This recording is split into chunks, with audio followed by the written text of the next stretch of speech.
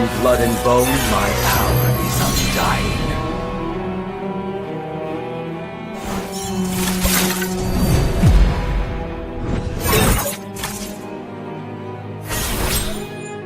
Blessed? Cursed? What difference does it make?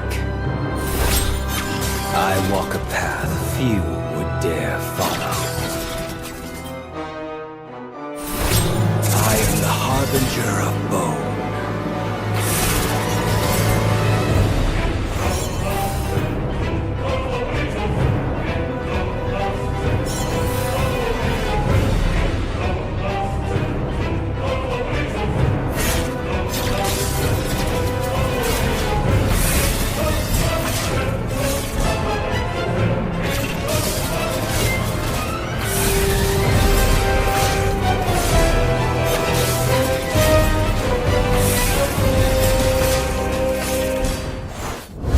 We are the aspirants.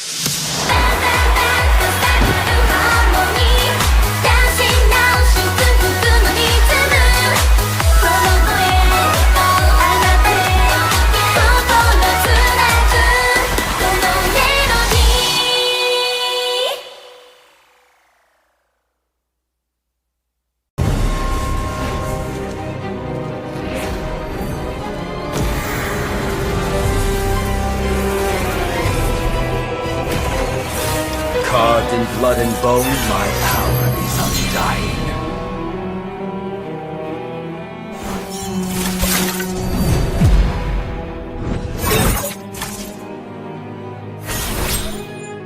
Blessed? Cursed? What difference does it make? I walk a path few would dare follow. I am the harbinger of bone.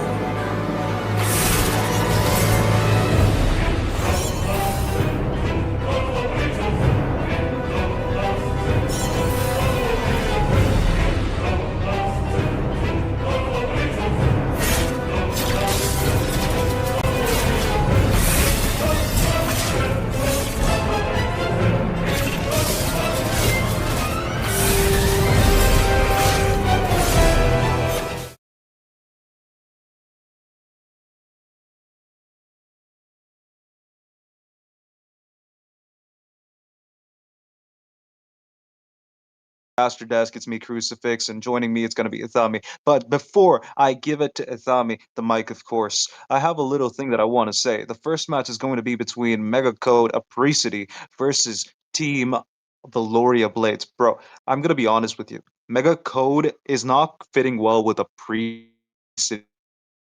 Mega code like something that you actually see in a computer, and a pre-city sounds like something. No, it actually means winter sunlight, the warmth that you get from the winter sun.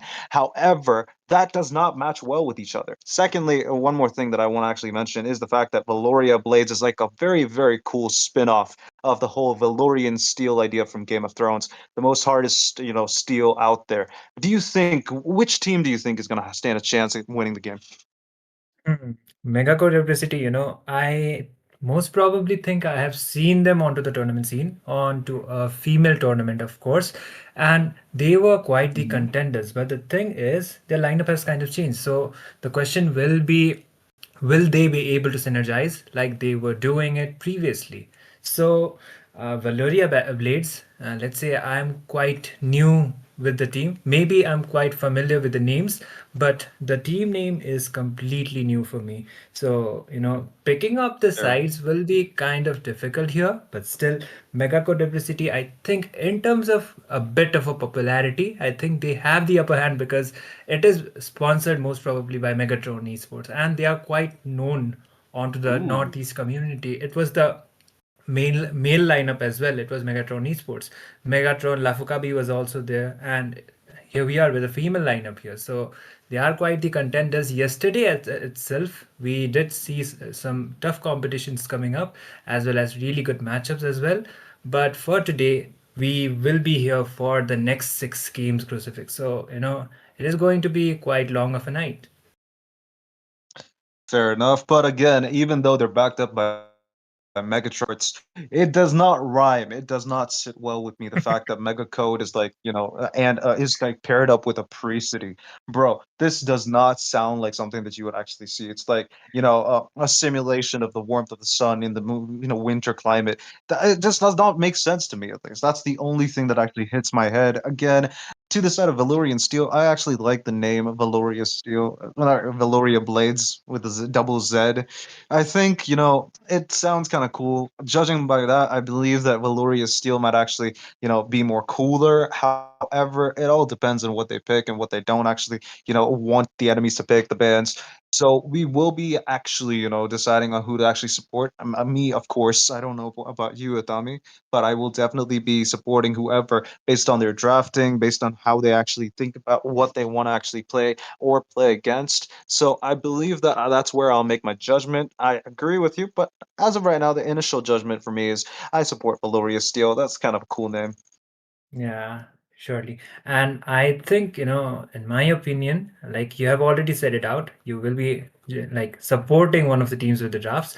And Megatron Code Apricity most probably have done their homework because we don't see these bands often onto the tournament scene. Let's say Alucard as well as the Xborg, followed by the Fair enough. Carmilla. So most probably they, it could be Valuria Blades. They might be having the signature picks, so they decided to respect ban it out and not give any risks at all onto this series. So it is a best of one. It is a do or die. So you don't want to be risking it out. But Apricity already have prioritized the Nathan, and I gotta tell you, Nathan has been quite dominant right now. He was kind of underrated, but he has the second highest win rate onto the rank scene.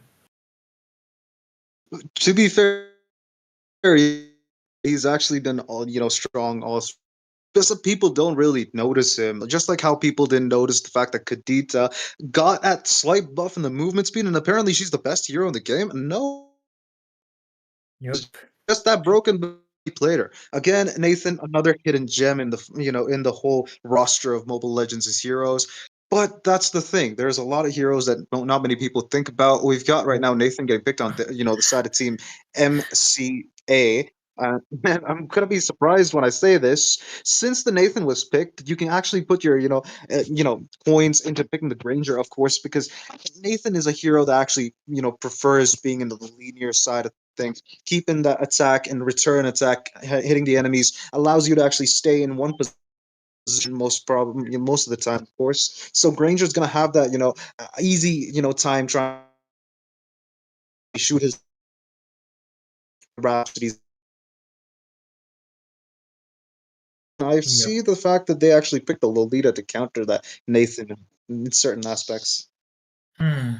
Bakshia already being revealed out as well. So, Bakshia combining with the Florin most probably means that Bakshia is going on onto the jungle, having a disadvantages. Advantage is you will be having a little bit higher of a chance when it comes to taking out the objectives, when it comes to taking the turtle steals as well as the crucial lord steals onto the as soon as the game progresses, and combined with the support is when the utility kind of a jungler shines out the most. But the thing is, you will be kind of lacking out with the damage. So Megatron Core Duplicity, they What? need to be making sure that Nathan is going to get enough farm that he will be providing the damage that the team is going to be needing. But Valeria Blades, interestingly enough, Codeplicity, they are coming up with the first picks, but Valoria Blades, they are coming up with, let's say, the counter kind of a pick. But the thing is this lineup gonna work? Because Lolita as well as the Valir, we are not quite familiar with the fact we see them onto the tournaments. Against a Nathan, I do understand. She will be deflecting the basic attacks, and the Valir, the Valir could also be quite a nuisance against the Bakshia. I agree with you, but then again, those are pocket picks, dude. These are not the heroes that you actually see in most ranked games. Well, sometimes you do occasionally come across maybe a Valir or something, but that's not a hero that you often see in the professional scene. It's very, very, very minuscule the chances of him getting picked in any tournament, of course. The counter, of course, he should get himself damage by the enemy's HP to actually keep Baxia in check. Otherwise, he's not going to be able to do that any damage. Apparently, he has flat damage reduction to a certain cap. And obviously, Valir is going to rely mostly onto his passive burn to actually do the damage. But let's just jump into the second banning phase. We've got right now Valoria Blades having the first pick in the next phase, so they get the first ban being Kagura, which is not a hero that I actually see often again. I think that's mostly a respect ban. I think they did their homework. I'm not really sure about what the teams are actually thinking, but Megatron Code, Priest City have decided on going for the CC ban. Well, Lapu Lapu is open, don't you think, Itami? It's kind of like a Yeah. confusing set of bans. Definitely, like Lapu has mostly been a threat after the buffs as well as the EXP meta, which we mostly discuss onto the tournaments, has been happening. So Lapu has been left out. So it leaves a big kind of a question that which team will be adapting with the Lapu. But the thing is the Kagura ban. Let's say, Veloria Blades, they are kind of aware of the fact that one of the members from the side of Team MCA, they like to prioritize the Kagura, so they have Yeah. just decided to just ban it out. It could be one of the respect bans, but the thing is, Kagura, if you ask me, she is not that ban worthy unless the user is really goated onto that hero. But here you go, the EXP has been decided, and instead of the Lapu Lapu, it's the Badang. So setters are definitely there, but the thing is, Veloria Blades, they are still lacking when it comes to damage. It's only the Granger.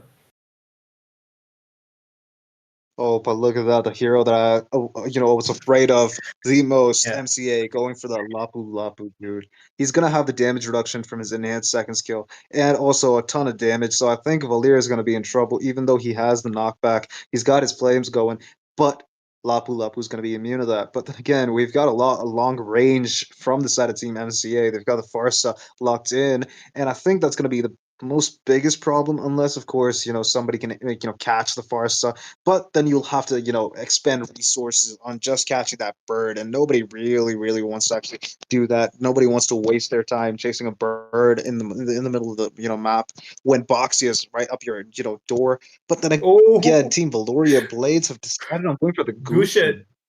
Gushin. Gushen. I haven't Yeah, seen Gushen that's for, horrible. yeah.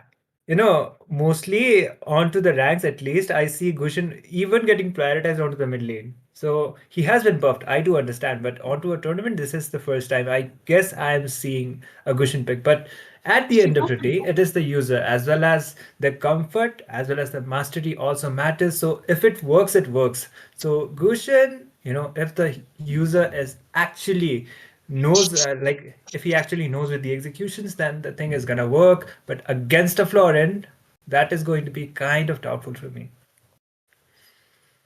Hey, yo, I'm gonna be very honest with you. The fact that Gushin's picked means that Team Valuria Blades can't really predict as to what Team MCA are planning, and I think that Florin is going to be the biggest problem for Gushin. He can't one burst. That means he's not going to actually get the snowball going, so he's not going to be able to get the early game advantage. At least not in the gold lane, or maybe the mid lane. Maybe the Farsa will be actually fallen into the hands of Gushin.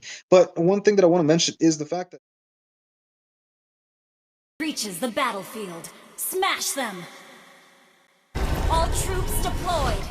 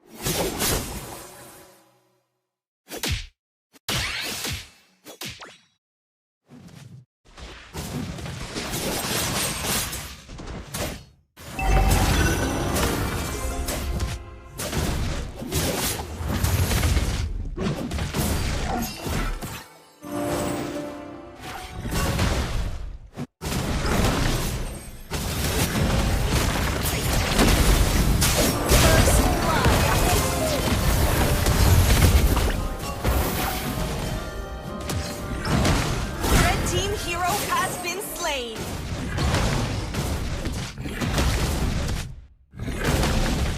Blue team has slain the turtle.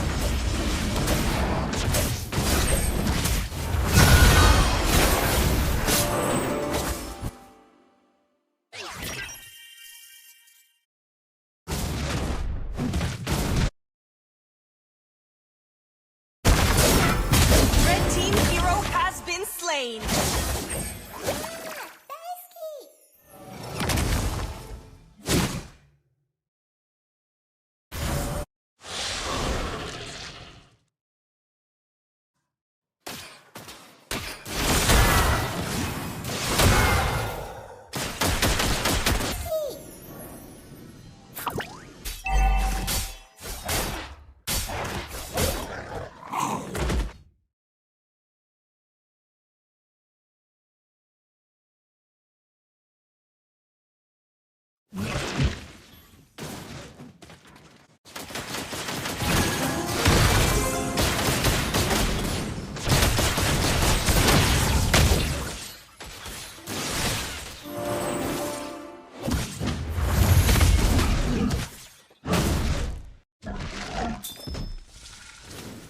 The feather airstrike, but that's gonna be barely doing enough damage to actually take down Flair. But we've got right now Farsa going in with a bird form, taking down Gushin again. This is gonna be a big problem. We've got Lolita's ultimate.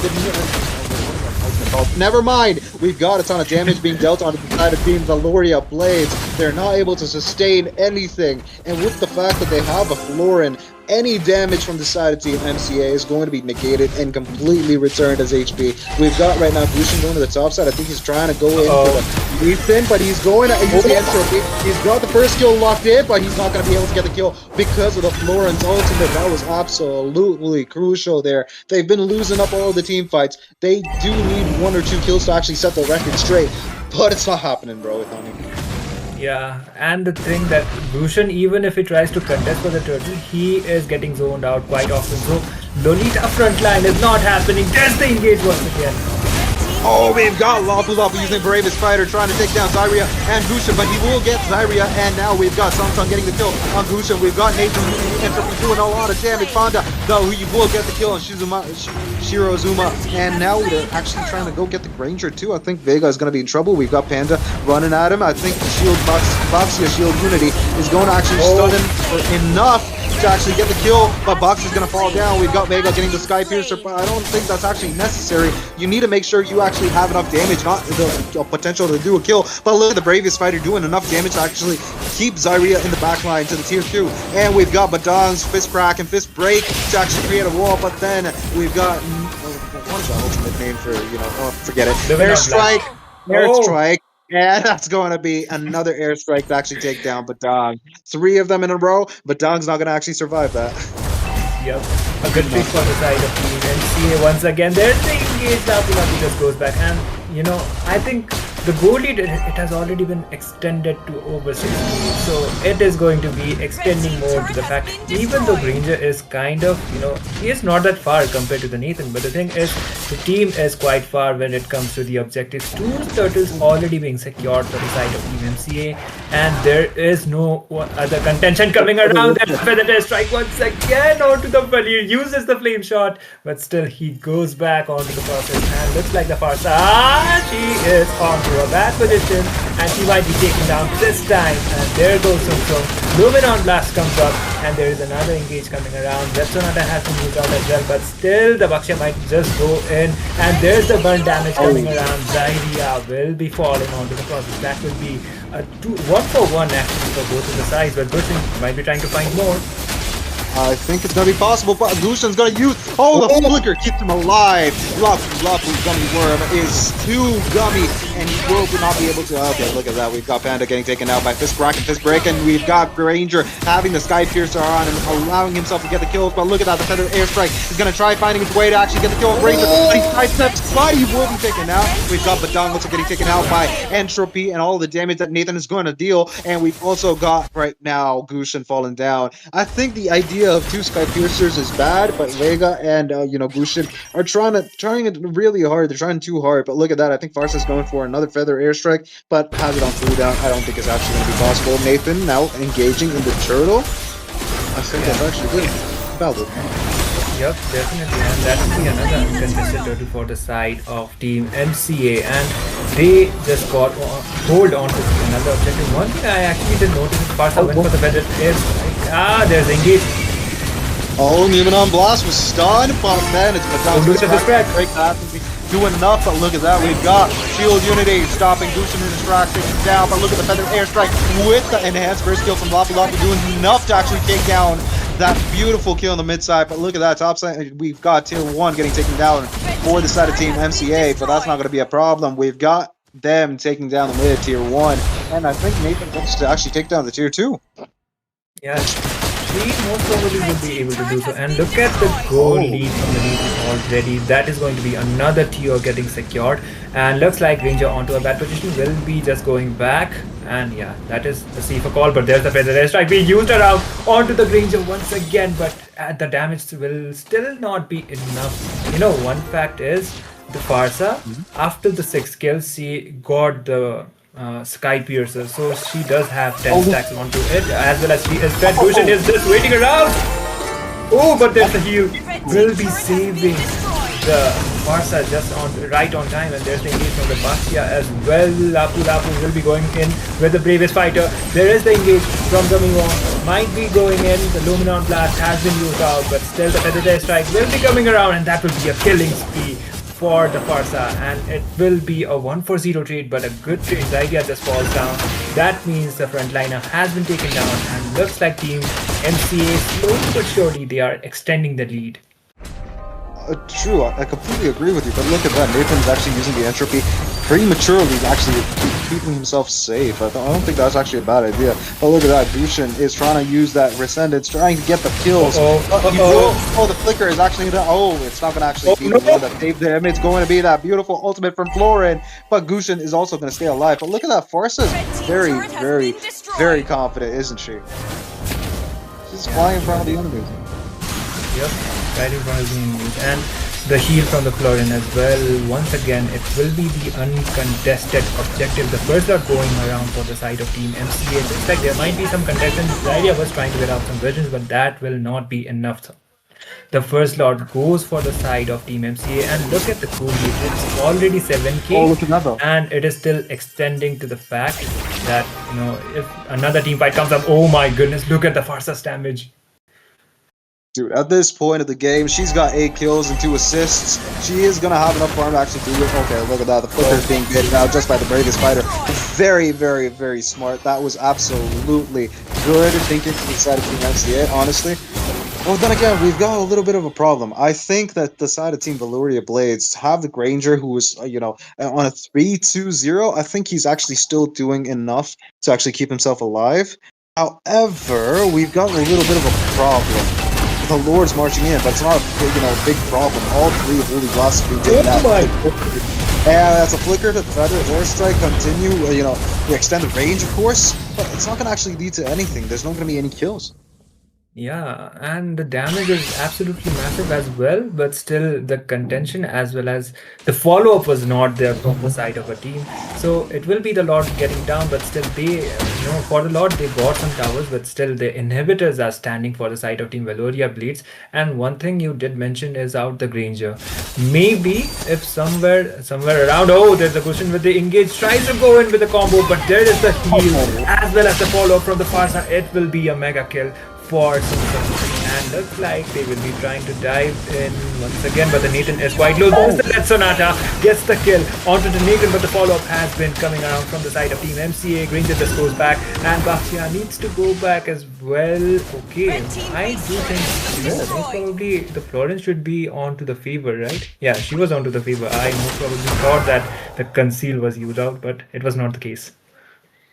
I mean, to be fair, dude, Conceal Florin actually might work in some cases, but in the current match, of course, keeping them all alive is way more important. Favor is going to have more of a favor from the side of Team MCA. They actually favor that more than Conceal any day with the Florin, of course. But the biggest thing that I actually want to mention is the fact that Granger is actually slowly catching up on the item gap that Nathan actually bought onto himself. He's going to get himself the Blade of Despair, which is going to increase his damage by at least 1.8%. Sorry, not 1.8%, 1.8 times, and that's actually going to be very important. He does not have himself the any defensive items, maybe like the Rose Gold Meteor or something that can actually keep him alive. So he has to play it safe. But look at that! I think Nathan's actually getting a little too confident too. Yep, and he has already completed most of his builds. It's only the one item remaining for the Nathan. So it is safe to say that he is the most farmed member for the side of Team MCA. So the late game insurance as well as the late game damage is already there. But the thing is, what will Team Valoria Blades will actually try to contest for the Lord, or will they not? Even if they do, they might not just come up with the trades, and it could be a potential wipeout. So they need to be making sure, even if they do, they come up with a better trade. But there's the Bakshia with the engage. I think it's not going to be good. Zyria engaging in the front line. We've got the Bravest Fighter right now. And the stun from the Lapu Lapu. Here comes the Bravest Fighter. Second form. And we've got a kill on Zyria. But look at that. We've got Sunsong taking the kill on Shirozuma. And making sure two people being down before the Lord actually marches in. In the mid lane is where the Lord is going to be spawning, of course, because it's the shortest lane. It only takes 15 seconds for you to actually walk from the mid to a nexus to the other nexus, obviously. So the Lord's going to be spawning in from there, and that's going to be a lot of pressure because 15 seconds, they're going to be alive, but is it going to be enough to actually keep them, afloat? Because right now, with the case how Team Valoria Blades are playing, they're not having any advantage to actually jump up on. They've got the Lord marching in and a lot of minions from both sides being completely synced together. I don't think they stand a chance if a wipe actually occurs. Yeah, sure. And this time around, the lane syncing is also quite up to the point, but still looks like Bakshia will be the one trying to engage first, and there's engagement. And we've got the Feather Airstrike to catch him down. Lucian, but then again, it's going to be Gummy Worm that takes down. Oh, for EXP, but now we've got Panda getting the kill on Zyria, and we've got Sunsub getting the kill on Gushin. That's going to be an easy GG's for the side of Team MCA. Megatron Code Victory! Pre-City. It kind of slipped my mind, but they get the win after taking down the Nexus. Definitely, it will be the victory, as well as the MVP will be going around to Gummy Worm. And what a Lapu Lapu, man. Like, she did the work of a frontliner as well as sustained the damage, as well as she was dishing out some decent amount of damage as well. Look at the farm. She already had 10k gold onto her name, and most of the items were already complete, and most probably she was going for some kind of magic defense, looking at the silent robe. And for the other members as well, the Nathan, like, she was supposed to farm as well as do the turn damage, and the marksman did the job perfectly. I think it is most probably for the side of team, uh, for the other team, that is, what do you call it? Valoria Blades. Yeah, Valoria. I'm so sorry. For the side of Team Valoria, it was more of the draft, I would say, that was kind of lacking, because, it was more meta reliant for the side of Team MCA. Meanwhile, Team Valoria Blades, they went more onto their comfort picks, and it didn't work out quite well onto the favor. Even if the Gushin was trying to dive in with the combinations, the thing is, the combinations were completely denied once the global heal from the Florin came up. The Nathan, he was onto a 1v1 kind of a situation, but still, the Florin used the ultimate, and the Nathan was able to get back his full HP. So it backfired onto them. Oh man, I completely agree with you. As of right now, Team Valoria, Blades don't really have whatever it takes to actually keep up against MCA and their draft, obviously. But then again, I'll be very honest with you, bro. The only reason why they actually lost is because of the fact that Farsa was able to keep Valir in check 24/7, force him to recall most of the time. He was low on HP, could not really engage with the Lolita and the Badan Alora and obviously Zyria did not have the backing from the mage because obviously Farsa Sung Sung was able to keep the Valir in check 24/7 throughout the game actually. So I believe that they didn't actually have sync because of the issues the MCA were providing to them. However, the one thing that I actually want to mention is the fact that Lapu Lapu got the MVP. I'm surprised, but again, he did have around 78% team fight participation. So I think that's actually reasonable. But I did think that in my heart, I actually believe that Farsa would get the MVP because obviously she was doing so much for the team and the damage that she was dealing, dude, top notch. Yeah, she was one of the main reasons why, most of the side for the other side, they were getting zoned out, as well as the damage, like you already mentioned, was quite massive. So it will be Team MCA who will be taking the W as well as qualifying for the next round.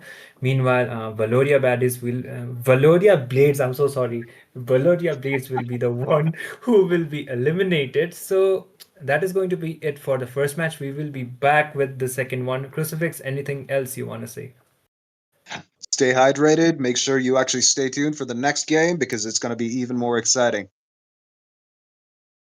Yep, definitely. So we will be back with a short break. Don't go anywhere and stay tuned.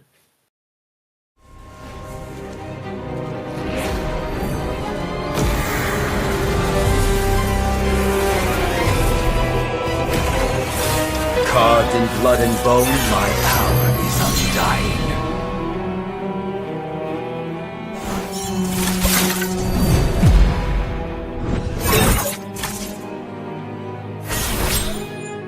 Blessed, cursed?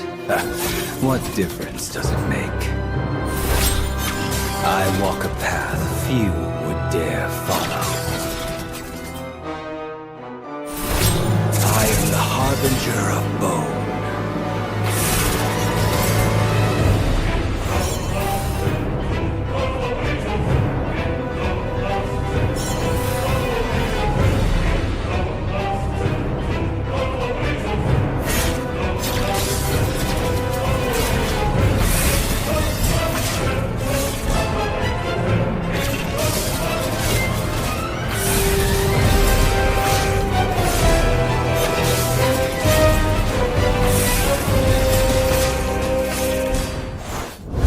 We are the aspirants.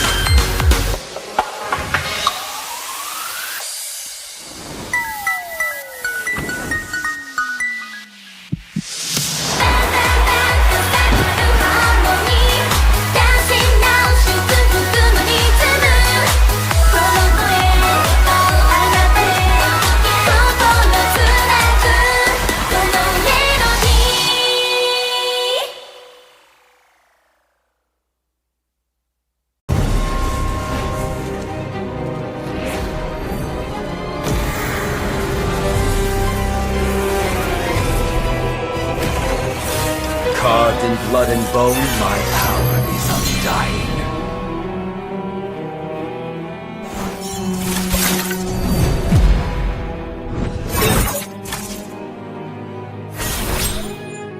Blessed, cursed?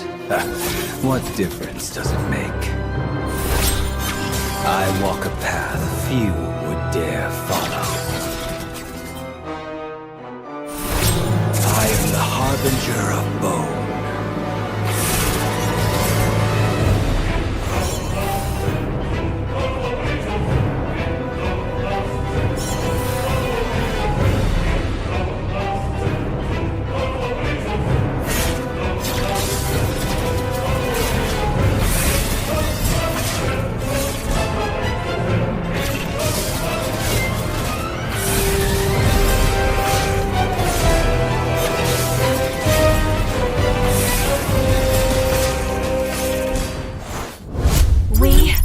are the aspirants.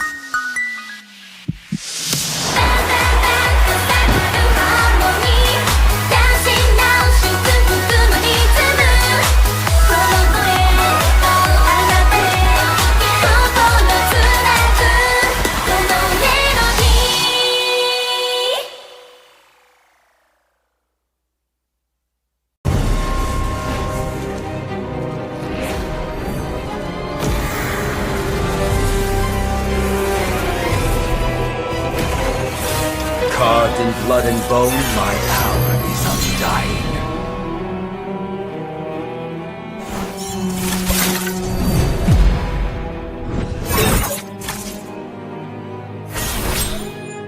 Blessed, cursed? What difference does it make? I walk a path few would dare follow.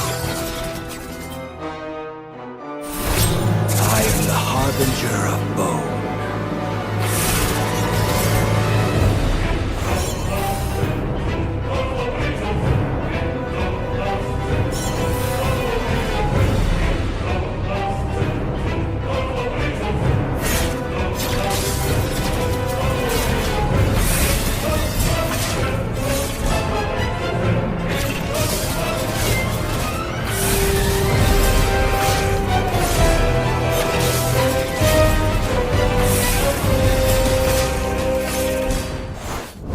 We are the aspirants.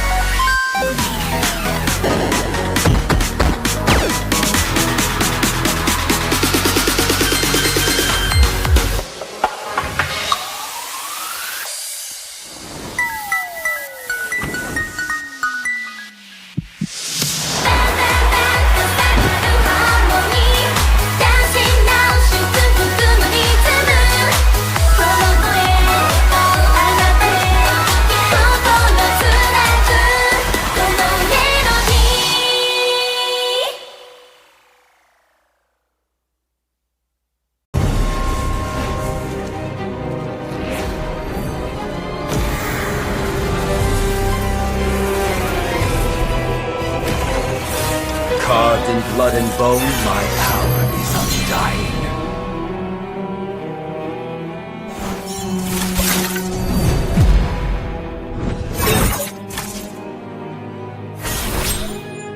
Blessed, cursed? What difference does it make? I walk a path few would dare follow. I am the harbinger of bone.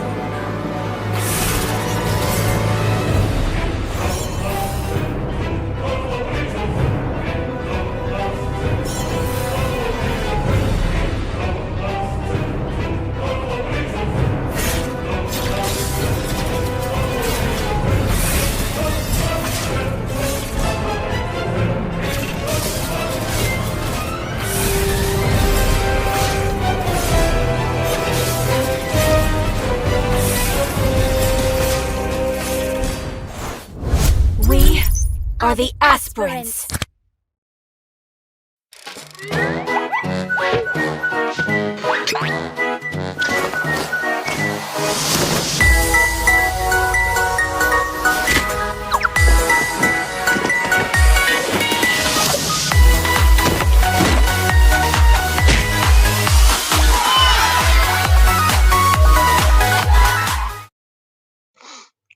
All right. Ladies and gentlemen, I think mainly ladies, we are back again for the second match of today. Of course, this is War Drums presenting to you Queen's Legacy series. This is another series and the first series for the female tournaments, for the female players being introduced by War Drums.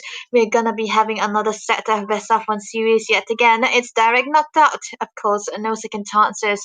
I think both the teams are also ready. And to the casting deck, it's gonna be me, Debbie here, and of course alongside me is gonna be Wands without blinking. But yeah, both of us are gonna be stationary. Yeah. I think Wands, this might be your first time casting for a girls tournament, right? Yeah, this is actually my first where I'm casting for a girls tournament. So I'm Mhm. actually pretty excited and yeah, I'm actually flabbergasted because this picture that we see on the screen, it's so stagnant. It's just staring at everyone and it's Yeah. yeah, it's a really old picture, so I'm wondering why Twilight did that. Did that idea. Uh, I think was Debbie, no. Was what's up, Debbie?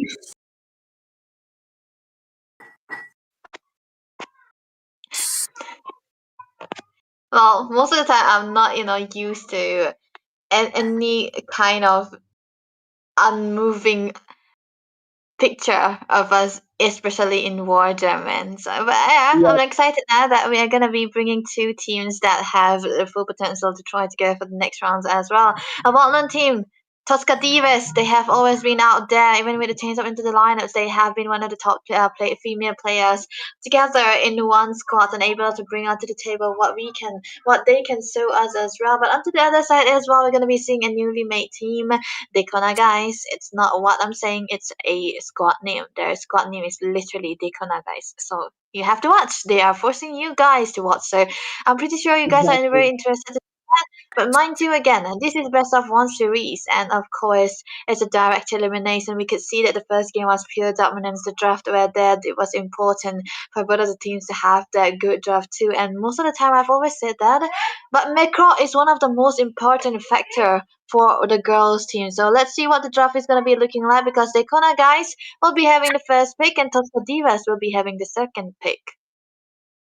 Yep, and this is Debbie. It's my first time casting for these girls tournaments. So I'm not actually familiar with the teams, but Uh-huh. judging by the previous game, I'd say that despite them being girls, they are quite good at the game, and I'm Uh-huh. really looking forward to all the games tonight that we're gonna witness. And yeah, we have Team Pepsi here, Daycona Uh-huh. guys, and we also have Tosca Divas. So these are like very interesting name because Tosca Divas sounds like a lot of divas in the same team, and Daycona guys basically just forcing everyone out there to just look at them and glaze upon them.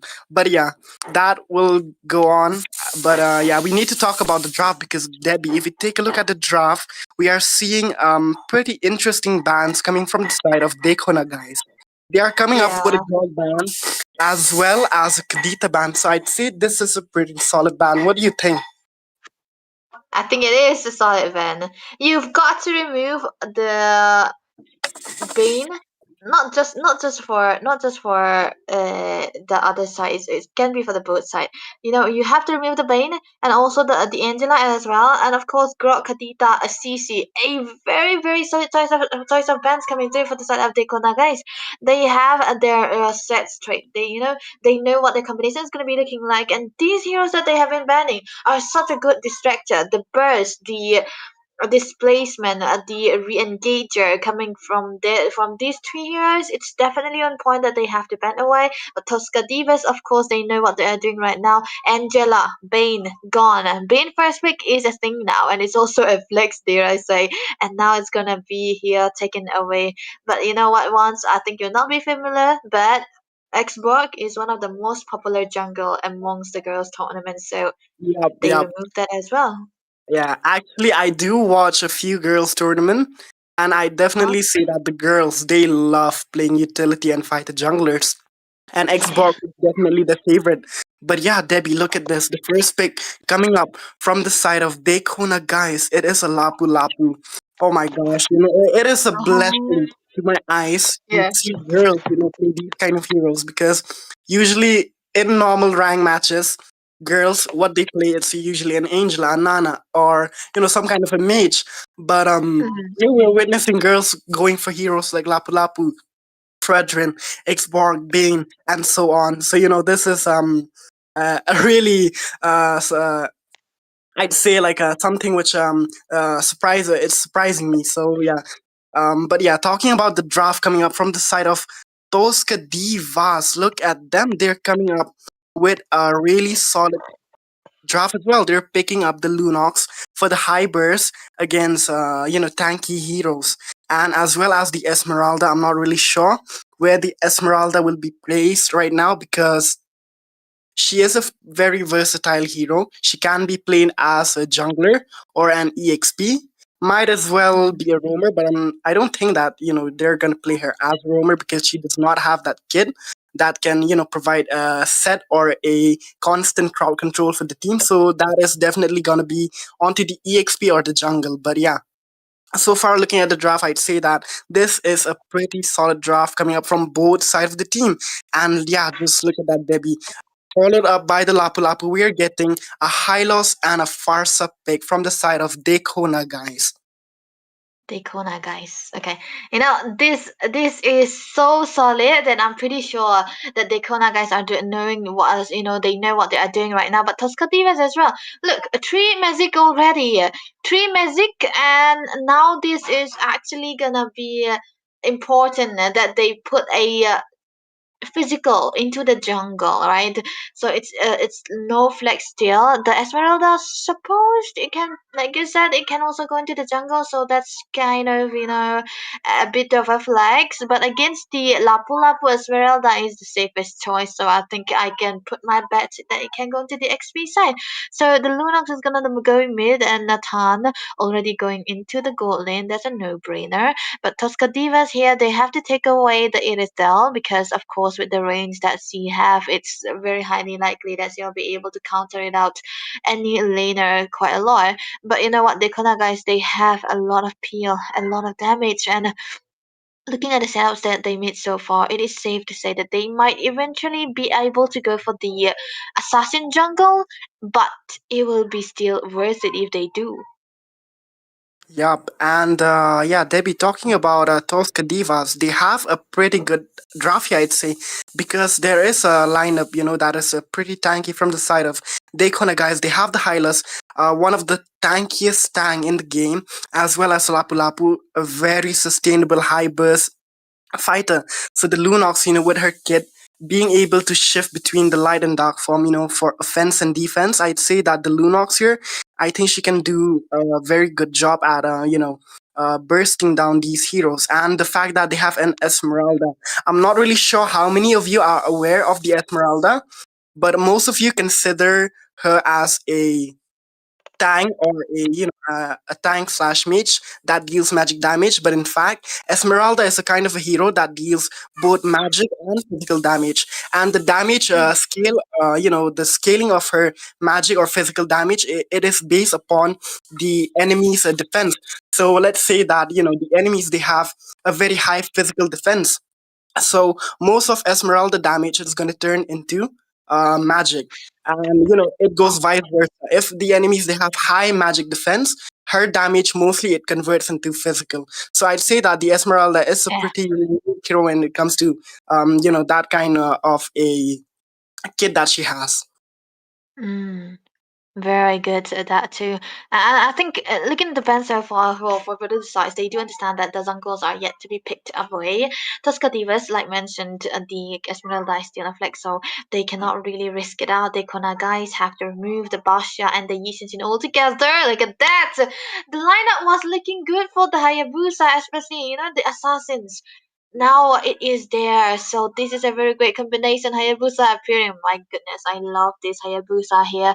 The draft is so good for the Saturday corner, guys. But then again, they might eventually lose out into the XP side because of the dependence on the heroes, not the skill sets, more of the hero. So let's see what Tusca Divas will be coming up with. They need a physical hero now into the jungle. What kind of physical hero is good here?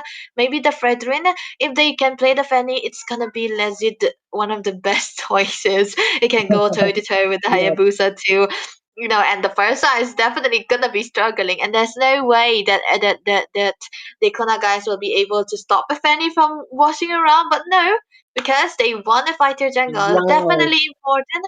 It's good. It's still out there. Alpha is very important. The combination is there. They have the heal, right? So it's good. It's good.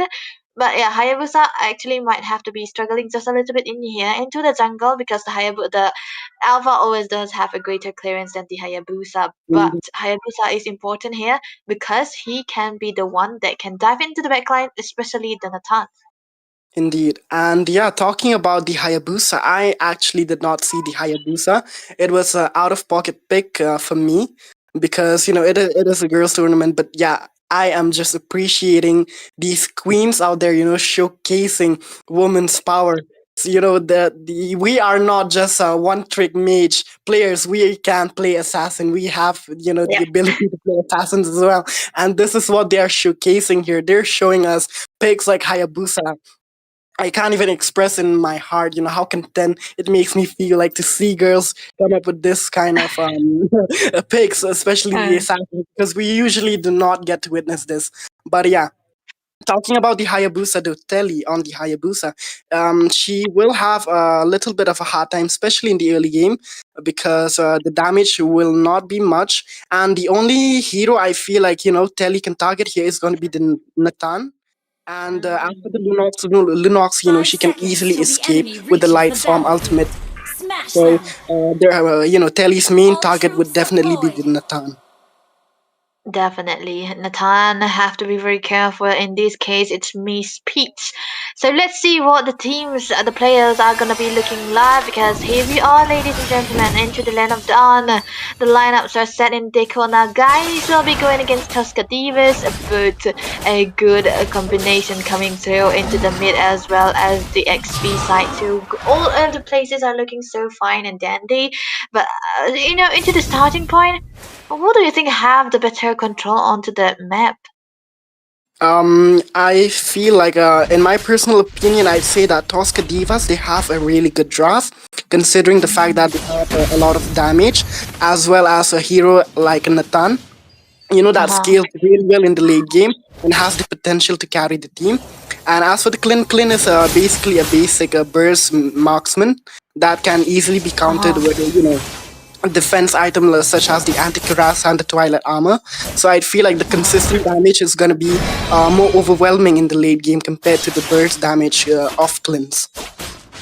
That's what the Nathan is all about, but Elsuda's getting this onto the bottom lane. People Satoru were able to walk away, but that's a good poke, like you mentioned, Kazuya onto the clean, onto the early phases with the double shots.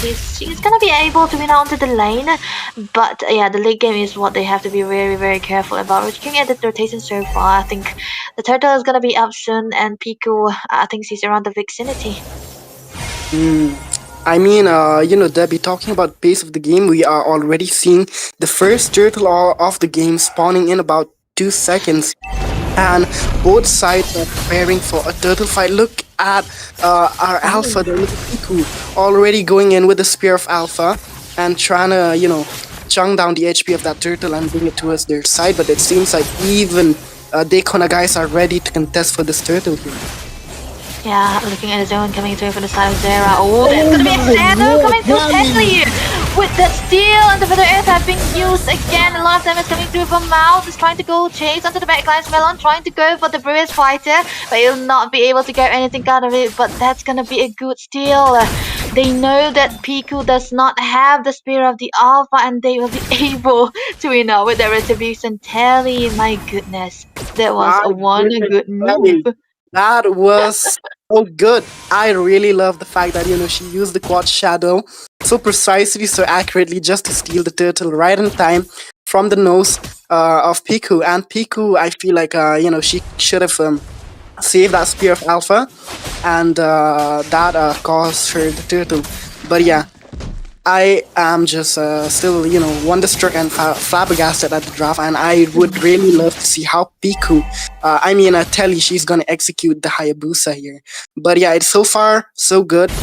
Not much Yeah. going on. Only one kill secured to the side of Dekona guys, as well as the turtle.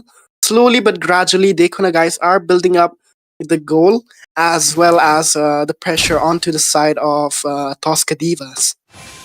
Yeah, but one good thing about Tusker Diva's lineup is that they have a late game threader for the Nathan, so they can play for the Nathan, let it be a little bit of a deadline so that she will be able to farm out with the minions as well. But Kazuya right now has to be really careful because people Satoru is around the vicinity. If she make a set, she will be done for. But the rotation coming through for the XP sides as well is definitely amazing out there. Melon wouldn't be anywhere close to Zyra because of the seal that she have. She cannot risk anything. And yeah, just look at the game. It seems like the flow of the river is already going towards the top lane onto the EXP, and the second turtle of the game is about to spawn right up. Let's see this time around what will Tosca Divas do to secure this turtle, because the previous one was beautifully stolen by our jungler, our Hayabusa Telly. So this time around, let's see if we're gonna see the same thing. We can already see Telly on the back of the bush trying to Okay, Shadow coming through for the airstrike as well. Piku with the steal onto the turtle, but the knockout is coming in. Melon will be able to grab a kill on people as well, but Telly with the shadow kill, trying to get them down. Piku grabbing a kill for herself. Melon falling down yet again. It's gonna be 2 down. 2-1 trade, and the turtle into the hands of the side of Tosca Diva. So this might eventually be the equalizer once. Yeah, definitely the equalizer. But I feel like this time around, Dekona guys, they definitely have the better advantage because they have managed to secure 2 kills in exchange for the turtle. I feel like in the early phases of the game especially, dying is a very crucial thing to happen, where you can lose a lot of farm. So that turtle that they got, it can't really cope up for the loss of their lanes and farms. So I feel like this time around, the advantage that they had definitely went to the side of Dekona guys as well. And yeah, talking about Tosca Divas, right? They really have to wait for the Nathan to scale onto his build, especially when he gets the Holy Crystal, because that is when the Nathan truly shines. When he has built that Holy Crystal, that is where the burst damage starts to shine. So this time around, I'd say that they have to take the game a bit slow, and they have to focus more on farming and pushing. Yeah, I think that's the reason why they are a little bit careful on what they are doing here. The builds are already set into and cleaned. She's gonna be grabbing up that rose gold. No, the magic blade, so that she'll be able to survive against the damage coming through from Peach. But it's very important. Shadow landing, and not so much. That's gonna be the shurikens being popped, and I think Telly knows that she's just gonna be using that shadow for the vision, not able to try to find any kill out of there just yet. Onto the top lane side as well. Piku with the rotation, trying to force out the winning lane that they have, which is the XP side, but the turtle is going to be set in again, and I think this time around Saichio wants to have at least a better setup. But looking at the zone coming through from the side of Gyra, never mind, it's going to be a stun. Piku able to grab that Minion Fury being used, knocked out. But there's gonna be the Esmeralda onto the backside with the falling tower, unable to get the seals, to get the damage again, joining on team. Then the one coming through, Shy taken down, and it's gonna be another kill onto the hands of the Esmeralda right there, but that's gonna be a gain onto the side of Tuskadi. Was able to grab the turtle and a lot of kills as well, but it's gonna be the turret that they have to focus on. Meanwhile, we could see a solo kill onto the bottom lane, the Natan versus Eklin. Wow, this was definitely a turn of tables because Tosca Divas, despite being on the disadvantageous side earlier, they have managed to turn the table and get the advantage on their side, and they have managed Never to mind. Entropy, that's gonna be used. Helly with the shadow kills onto the backhand, able to get a kill onto Peter as well. Another re-engage coming through with the Spirit of Alpha. Telly falling down. Zyra versus everybody will be able to grab another kill onto her hands. That's gonna be the sustain coming through with the Esmeralda. That's a clap back. Dekona, guys. They do not want to back down, but onto the bottom lane as well once. It's clean, Oh my able to God. grab that turret. Yeah, they were definitely clapping back, They were like, nah, we are not gonna give you guys the lead that you're looking for because they know that Tosca Divas, if they get the lead, they're definitely gonna shine and they will outshine them in the late game. So, they're trying their best to clap back at Tosca Divas as well. But then again, look at the Esmeralda with no one Fury. Radiant Oh my Fury.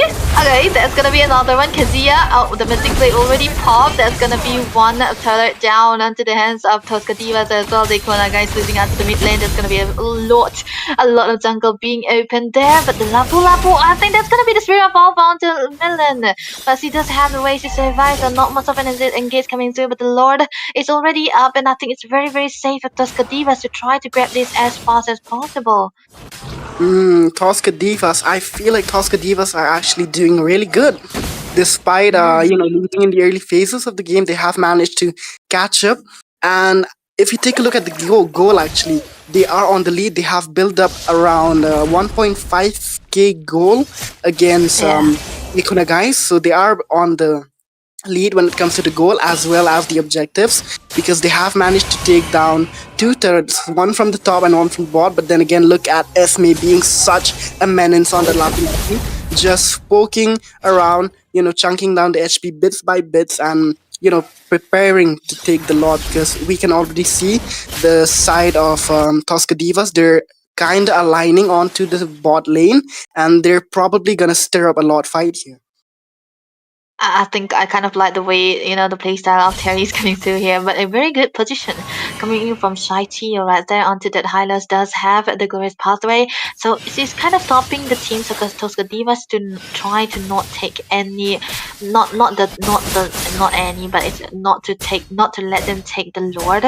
So even though they are quite ahead onto the map, this is what the Hylos do, and you're safe in whatever you do right now. But the Lord's gonna be starting now. Tosca Divas able to start it without any vision, just yet side tier onto a position, but they do have the blast tally trying to take a steal, but it will not be enough. They have to back away. The corner guys have to defend this Lord. Debbie, talking about the itemization though, if you take a look at Nathan's build, a pretty interesting choice of build because we see the Nathan with the Feather of Heaven, the holy, the concentrated energy, and the Windtalker.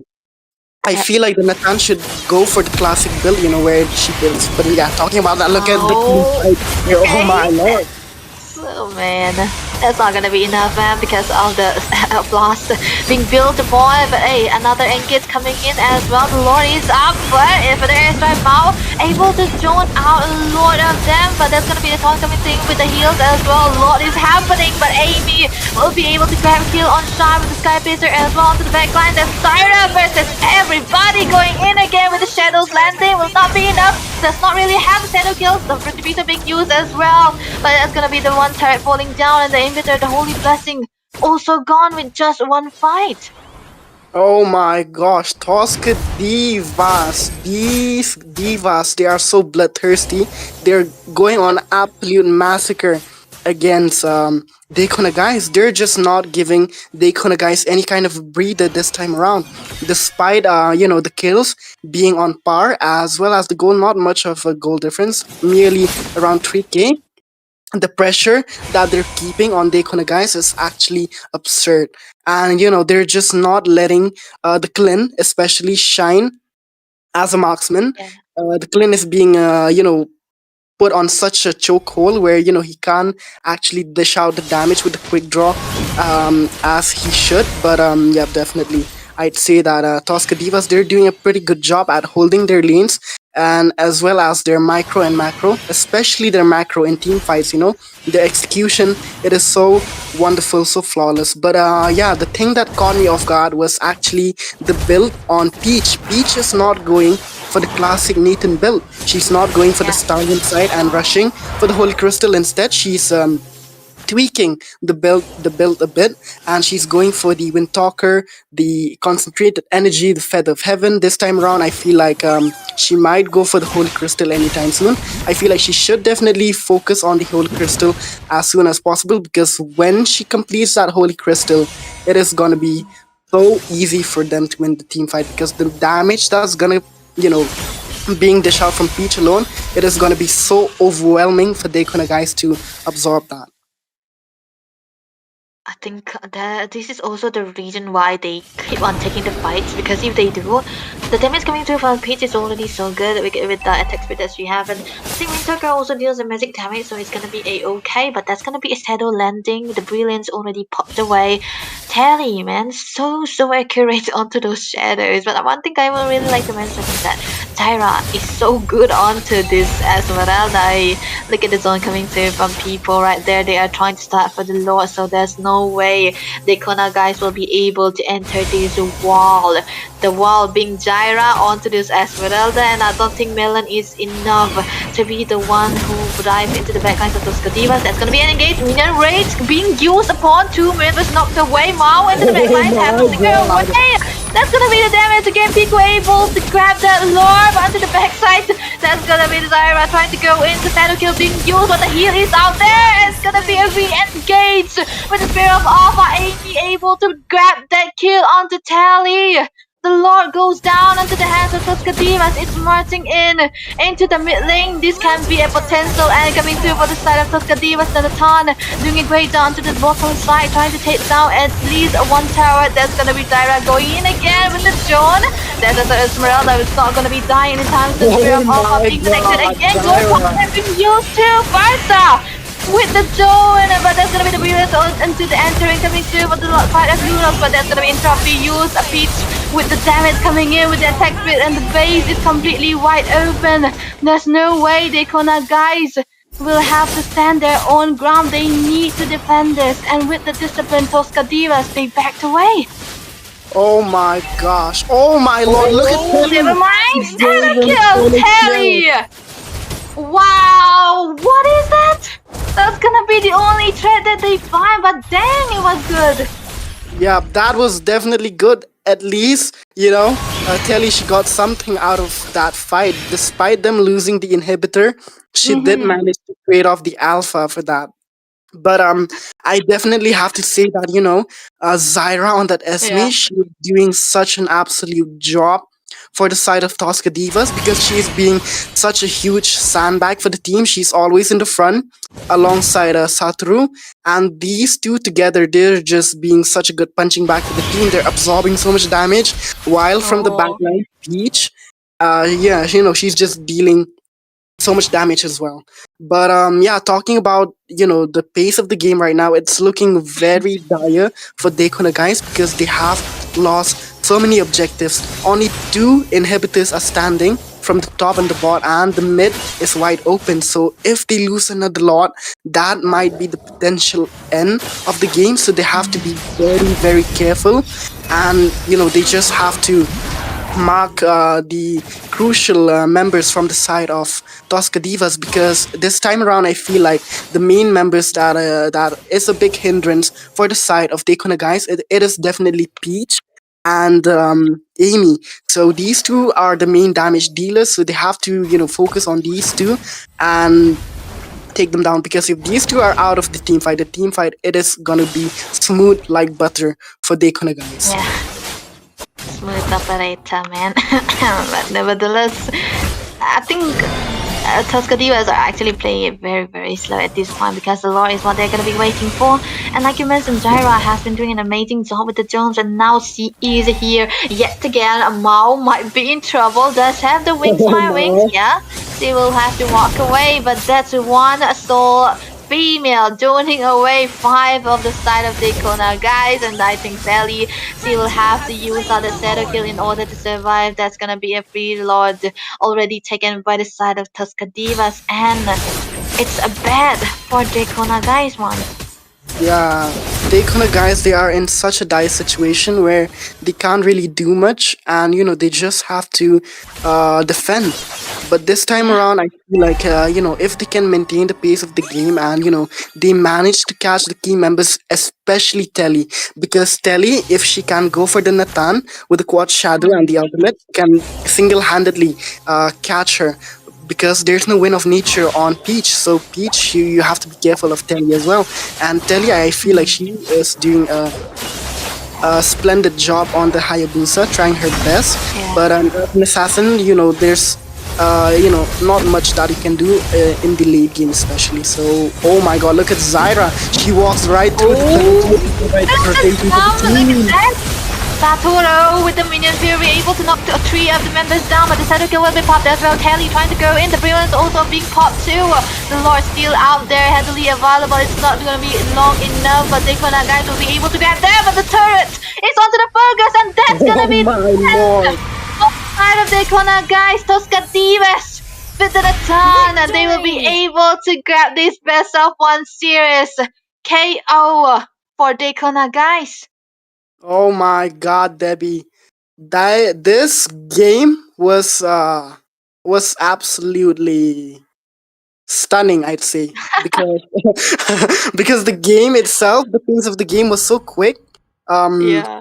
the Divas, they just absolutely obliterated team Dakona guys, because the picks, their draft was actually very good compared to that of the Dakona guys, because as I've already said early in the draft, that the Nathan is a very good marksman, because the consistent damage that Nathan can deal Yeah. and deal throughout the game, it's gonna be so good.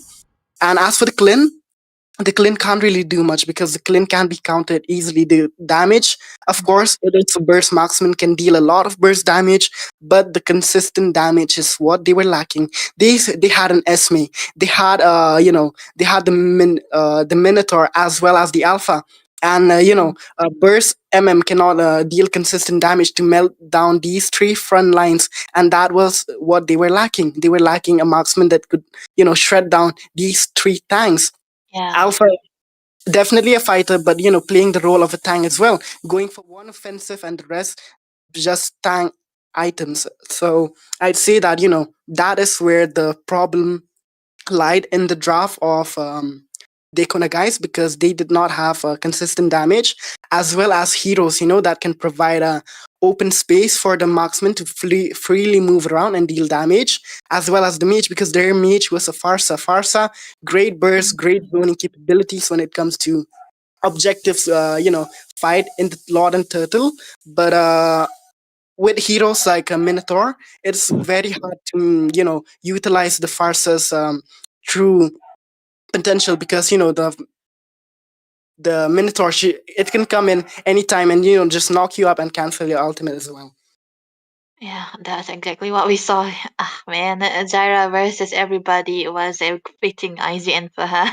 She was always onto the big line with 38% damage when she was the XP laner. Come on, man, that was so good.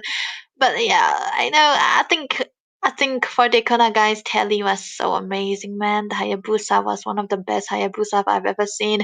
But unfortunate for them, they're gonna be knocked down right there by Tuscadivas. It is a 5v5 game anyway, so that's how it's gonna be happening. The world is Yeah. hers. But we have one more games to cast, me and one. So before we head into the next game, let us take a little bit of a break, and we will be coming back for a new set of teams. So with that,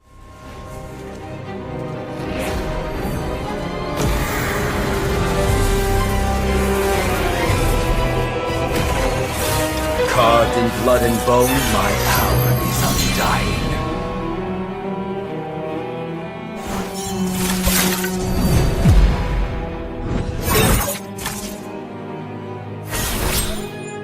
Blessed? Cursed? What difference does it make? I walk a path few would dare follow. I am the harbinger of bone.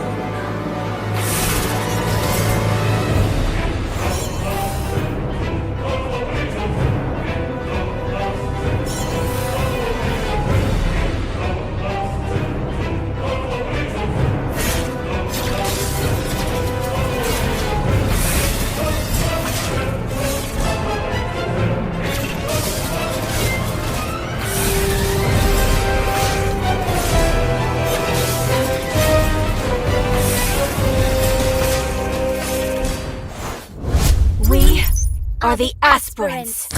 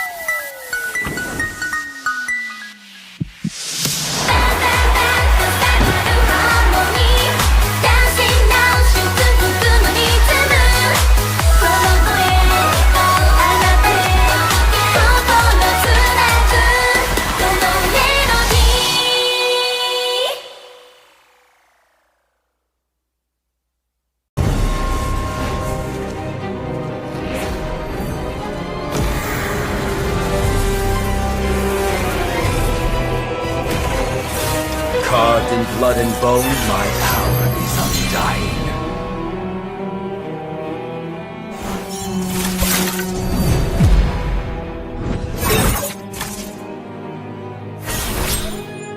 Blessed? Cursed? What difference does it make? I walk a path few would dare follow. I am the harbinger of bone.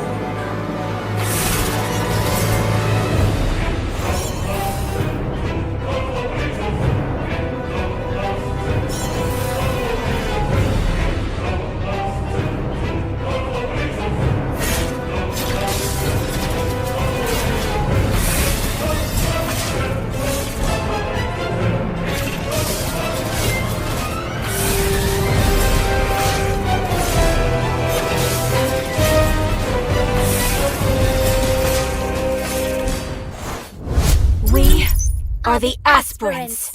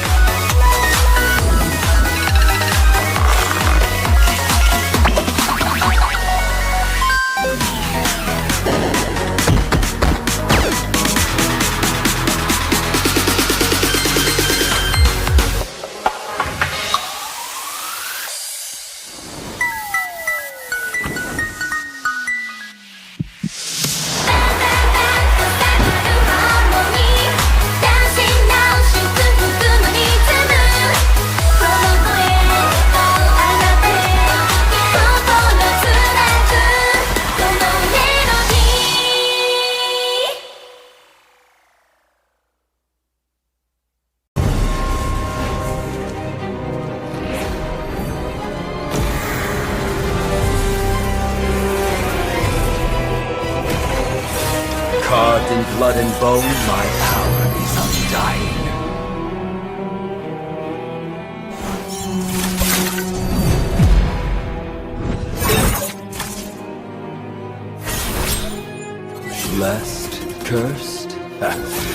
difference does it make?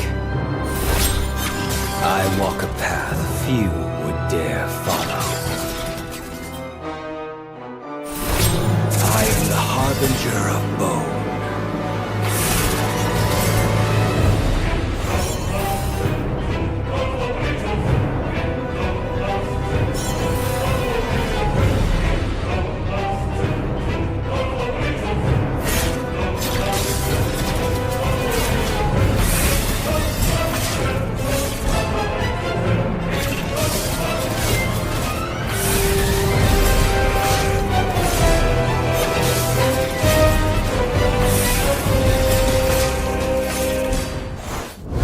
We are the aspirants.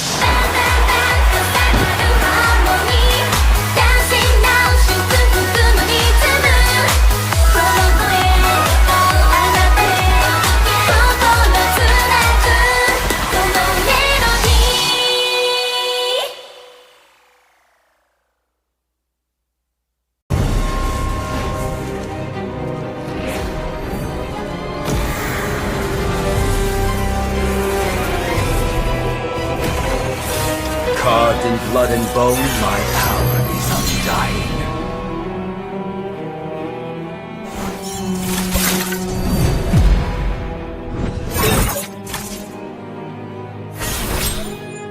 Blessed, cursed? What difference does it make? I walk a path few would dare follow. I am the harbinger of bone.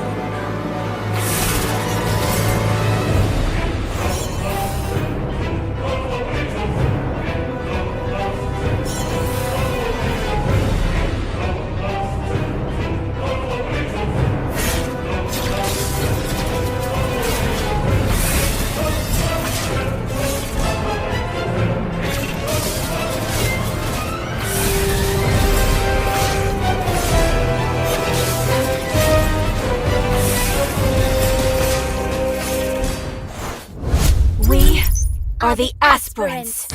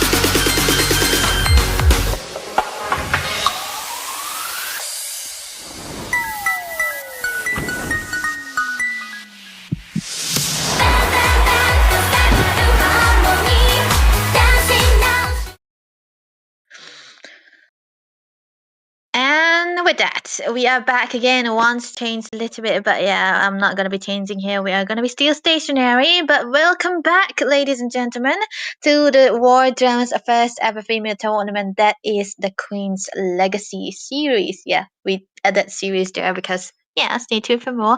But yeah, after the previous game that we had, also good. We are now back for another team. And we have Star Esta La Viva versus Shadow Esports Nova. And I think some people out there will be very, very familiar with these two names. So I'm kind of excited to see what they're going to be bringing onto the table, because we had a banger game last match once, and now we have another one. Yeah, I feel like tonight's matches, they're like bangers after bangers. And Yeah. judging from the name, Estela Viva and Shadow Esport Nova, I feel like this time around we're gonna get another banger. And I can't wait, to just say the name Estela Viva again and again because it Uh, just sounds so cool to say. And yep. yeah. It is cool, man. So we're gonna have to see what the draft are also gonna be, because look at that first pick, Sedo Esports Nova. Sedo Esports Nova. I think they also have a Sedo Esports squad. And I think this is the female lineup. But as for Star Estela Viva, I think they are from France. Just kidding, they're not.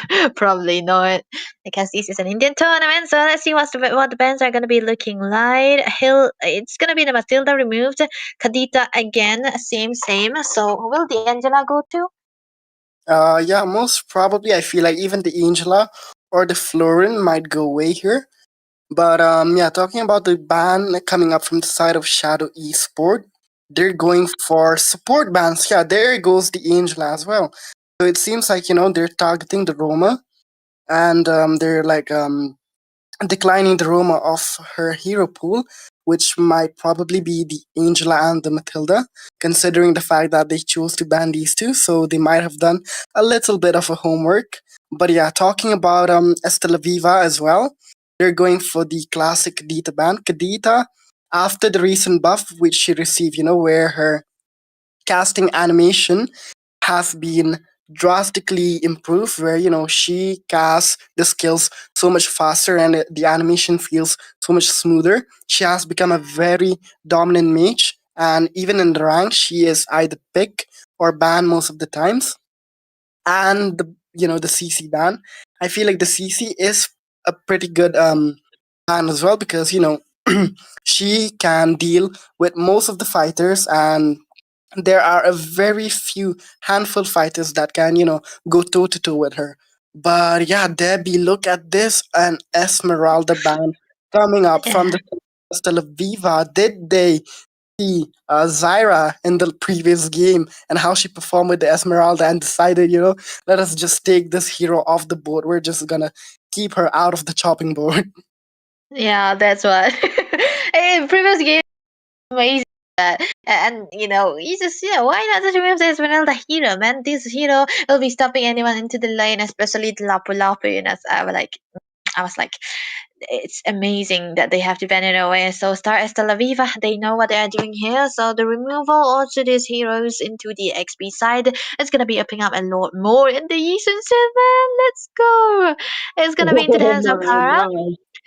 I would really like to see you play the Lancelot instead. But you know what? Decency works, man. It's one of the most amazing hero.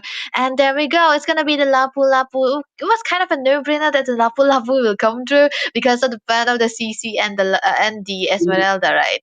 Indeed, yeah.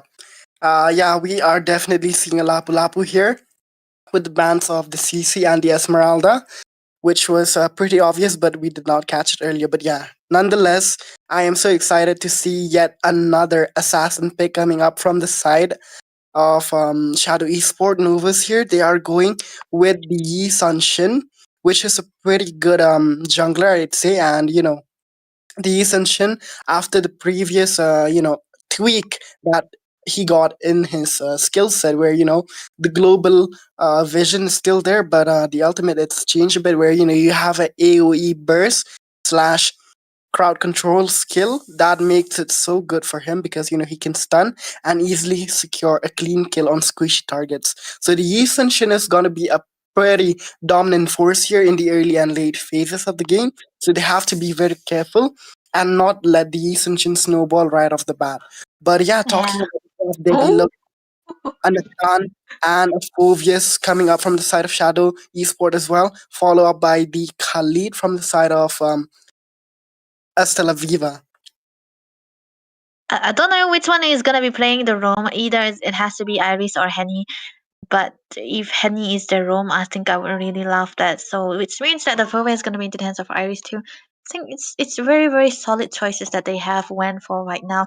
The early game aggression is already under the hands of the Furway, so they had the Nathan as well for the late game security. So Star Estella Viva, they have these Khalid together with the Lapu Lapu, and these are tanky frontliners, good setters as well. But the thing is, they have a good importance in the team fights. They have the good setup and they have good initiation too. So I think it's safe to say that whoever marksman they are gonna go for, even if they get a losing marksman into that lane, they'll be able to pull it off. It's gonna be a okay.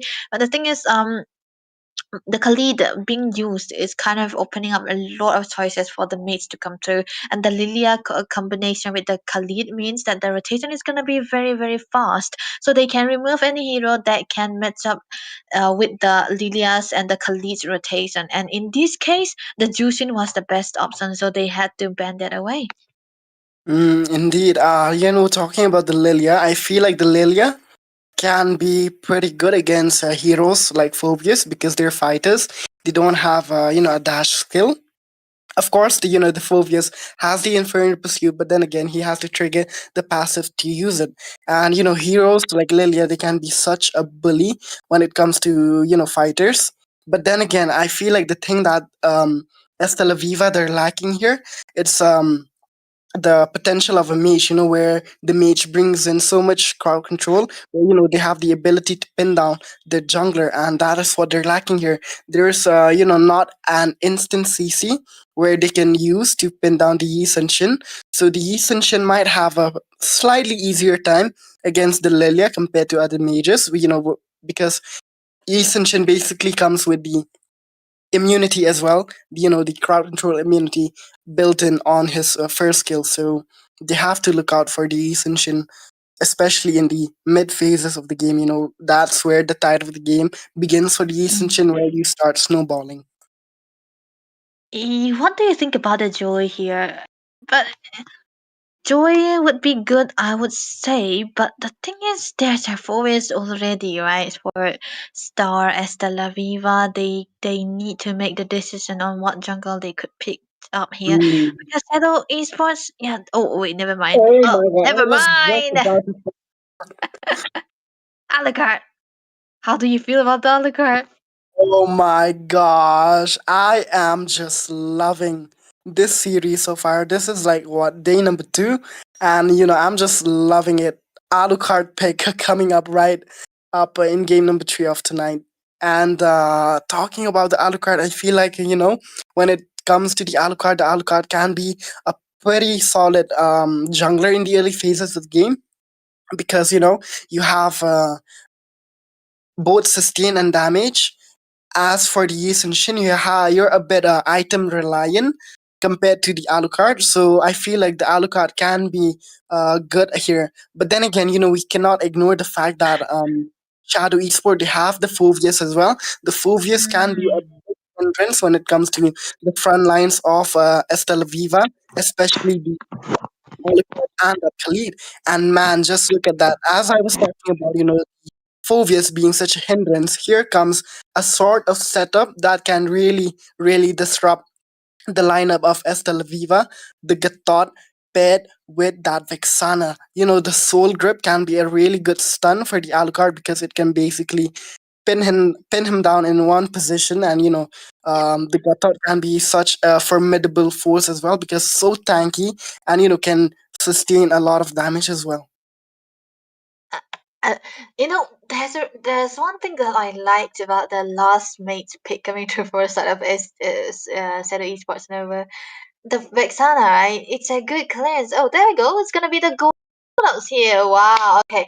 This is also one of the oh my goodness, I'm so actually flabbergasted by the draft coming through from both these two teams. It's so amazing because the last picks are one of the greatest options that they could go for.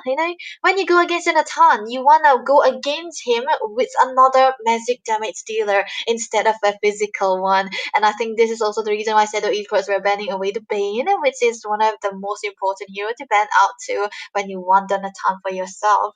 But also they Indeed. forgot that the Lunox existed too. But I don't think the Lunox is a better Bane, but it's still out there, so it's gonna be okay because the Lilia magic damage is not gonna be enough until the later part, so they need a burst, and that comes through from that Lunox as well. So there's gonna be the protection that they had for the Alucard. But like you said, the stuns, the crowd control, the initiations coming through for the side of Seto Esports is already very very good against an Alucard.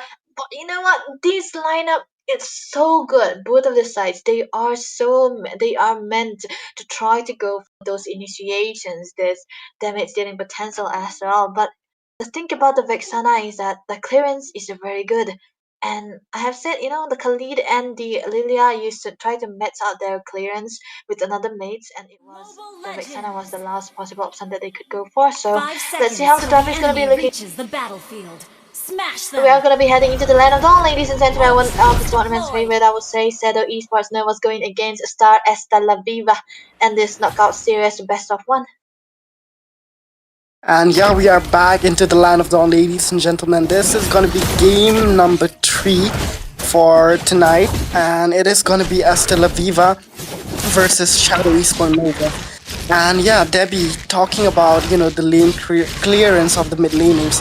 They have a very strong mid lane clearance, and we can see that the Vixana and the Lilia have already cleared the lanes, and they're going for the rotation towards the goal lane here. And I feel like this time around they might not catch any prey because both of these goal laners, they're just gonna be busy farming up that crap and clearing the lanes. But yeah, I really love the fact that there's even a Khalid onto the side of Estela Viva, because the Khalid, a pretty good creator. Oh my, look at that. Rue has to flicker away. Yeah, but fine. I think the Khalid is one of the most important factor. Into the level one also, he's such a presence, right? He's always out there, menacingly able to give out a lot of reason to. But mind you though, Seto Esports have one of the best junglers I've seen so far. Onto the girls, female lineup Clara. Onto the Easons is one of her comfort as well. So I'm kind of looking forward to how it's gonna be playing too, but we'll never know because the lineup is so good for both of the sides. Yeah, and also the fact that they have the Alucard against the Yi Sun Shin. It is Yeah. gonna be so interesting to see how this is gonna turn out, because anything can happen. And oh my god, look at the mid lane player already, so much going on. Okay.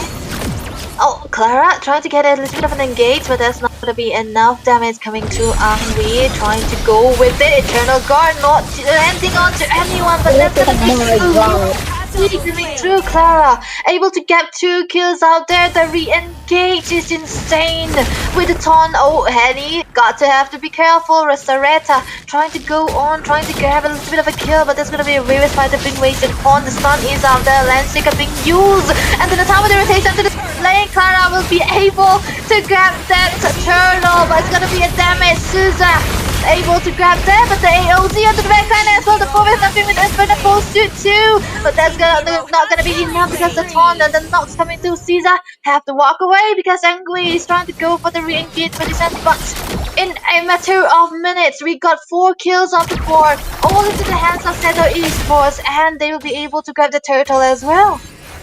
Wow, Shadow Esport being so aggressive right off the bat. 2 minutes into the game, and they have already secured 4 kills alongside the turtle. So that is a big advantage that is building up onto their side. And yeah, not only them, but even Estela Viva, they're coming with the retaliation. Despite losing so much in the early game, they still have managed to retaliate and take 3 kills onto their side as well. And yeah, this Vixana, Rue, she is being such an annoying mage because she's using the Curse Blast everywhere, through and fro, to check bushes. But it's so unfortunate that, the Vixana can no longer check bushes with the Curse Blast, because it has been tweaked a bit, and you can no longer reveal bush with it. But yeah, it's still a good skill, to throw around bushes to poke enemies in case they are hiding in it. But yeah, Debbie, look at the EXP as well. I feel like this time around, the Lapu Lapu is just playing really safe against the Phobias, because he knows the potential of the Phobias. Because the Phobias with the Infernal Pursuit can actually overwhelm the Lapu Lapu. Even though the Lapu Lapu has the higher burst with the bravest fighter, they're just not overcommitting to it and just going for a slow paced game. That's what, but yeah, once the fight starts, I think it's gonna be going a war. But at the point of the time, Shadow Esports, Clara in particular, he does not have the Mountain Choker. So if Esther Laviva knows that, they can try to go for a little bit of an engage. But as he's already level 7, going almost level 8, but Henny John trying to go in the bloom, and the stun dealing a lot of damage as well. Meanwhile, we'll be able to secure that turtle yet again. That's gonna be the AOD landing through. We'll be able to grab a kill onto Rosareta as well. That's gonna be Oh my god! taken down quite easily. Iris with the rotation. Equi will be falling down again. Esta Laviva, they have been falling left and right. Only Mia will be able to survive, but not for long, because that's gonna be Iris starting to dive in, but she does have the black suit and it's gonna be safe and sound for her. Meanwhile, bottom lane secure Caesar. She have the entropy and using it so well. Oh my gosh, Debbie. This is just unfair, I'd say, that they're facing up against such a counter lineup against Astel Aviva. Astel Aviva, they're getting counted pretty well here, with that Vixana and the taunt. Especially the Yi and Shin already snowballing so well in the first 5 minutes of the game with merely 4 kills, 0 dead and 4 assists. This is a pretty good start for the Yi and Shin to start snowballing and be an absolute massacre. Look at the raging sandstorm and the flicker being forced out on the Khalid, just getting to CP. Go in for more. Rosareta will be caught into the midst of it all. Caesar able to grab the kill with the entropy yet again. That's a very low cooldown ultimate right there without any kind of engagement. Ah man, I think that was a very bad decision. Yeah, this is why we should definitely ban away the Nathan, because the cooldown on the entropy is just absolutely insane. It is so low, merely 20 seconds in mid game. And in the previous patch, I was really happy that they're actually increasing the cooldown of the entropy on the Nathan. But talking about that, look at the black shoes being baited out on that Lilia just to get into safety. Poor Lilia cannot even roam around the map without any snakes, being in the bush ambushing her. Snakes, yeah. That's when you talk about snakes, I just but never mind. It's gonna be a third turtle into the hands of the Yeeson Sin. Man, this is a Yeeson Sin. We're talking about 3 turtles already, all in a row. Wow. I think that's gonna be a snowball hero already. 11 levels. It's like Angry is on to 9th only on an Alucard, man. 3 levels ahead. That's something you do not want to see when you are especially against the Yi Sin, right? Because you want to stop the snowball from happening most of the time. Yeah, I mean, I feel really bad, for Angwi, because on the Alucard you really need to snowball in the early game as well, and she's not getting a chance to even sustain in the team fight. She's just getting never mind. on the top lane. Top lane, still trying to do something. Eternal Garnet being popped away. See the ticket very low. One bloom will be enough to shut her down, but Meow will be falling. Well, not more, but the AOC will be used as a defensive way. Angry trying to jump in. Does have the ultimate, but it's not gonna be enough. Because on the other side, that's one traded out for 2. Yet again, all in favor. Never mind, Clara with the retribution trying to go with the re-engage. Does have the Mountain Soaker, will not be using it well enough because the mid turret is what she wants to focus on. Taking it down as well. Male, we have to be careful. One hit is almost away. But Clara with the discipline have to walk away. So not much of a casualty just yet, but all in favor of the side of SDES Novas. Wow. This is actually insane. Clara, she is on such a high lead. She is already 3 levels ahead of Angwi, and this is just absolutely crazy. She is snowballing so well in this game that I feel like, there is little to no space for, Tel Aviva to make a comeback here because they're so behind on the goal. Yeah. If you take a look at the goal, there's a 4k goal difference, and to catch up with that, they're gonna have to hole a Shadow Esport on a chokehold, which might not be possible. And look at this, the first lot of the game is already spawning right there, and it seems like Shadow Esport, they're just gonna go ahead and take it just to keep the pressure and keep Estela Viva at bay. That's what they should be doing. A very good lead already built up, but the only trade that they can find is onto the lane, which is good enough. The various fighters just use to try to clear out those minions as well. But hey, onto the top lane, that must be enemy card in a bad position with the Dusty Grabs taking down Ru. Perfect combination of a team fight coming through as well. All of SDS know that the Angry is supposed to be alone when they have spotted Green onto the bottom lane, so that was a huge synergy coming through the Lord. Meanwhile, it's gonna be going down from the mid lane. Eternal Garden, no, that's gonna be the Deathly Grab just for the South field coming in. I don't think they will be engaging much here because they have to wait for the Lord. They are definitely gonna have to wait for the Lord here.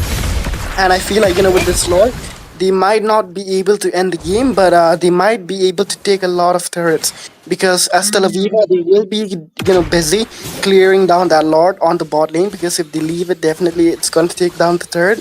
So, there might be a little bit of push back and forth in the mid and the bot side here. Yeah, that's what. But the clearance coming through with the Bloom and Sui onto the dark form is definitely gonna be enough. But onto the bottom lane, okay, that's gonna be Caesar trying to take down the turret with the entropy, good enough because Henny was able to join the members of the Star of Tel Aviv down. But onto the top lane though, Angry got to recall now because he's not gonna be having enough of time. Iris gotta spot her. Oh, that's Oh two resources being wasted. What a blunder, never mind, want to use again, that's gonna be this fighter as well, so Eternal got big use and pop the pawn, Entropy being popped as well, Caesar trying to do something, does not really have the range, so you have to walk away, but what a blunder, but still good enough for the side of SDES yet again. Oh my gosh. Shadow Esport, they are doing so well. Their coordination, their macro, their micro. Overall, I'd say it is solid 7 out of 10. And the way they're executing the game, it is going so fast paced. And they're already level 15 in merely 11 minutes, which is absolutely insane.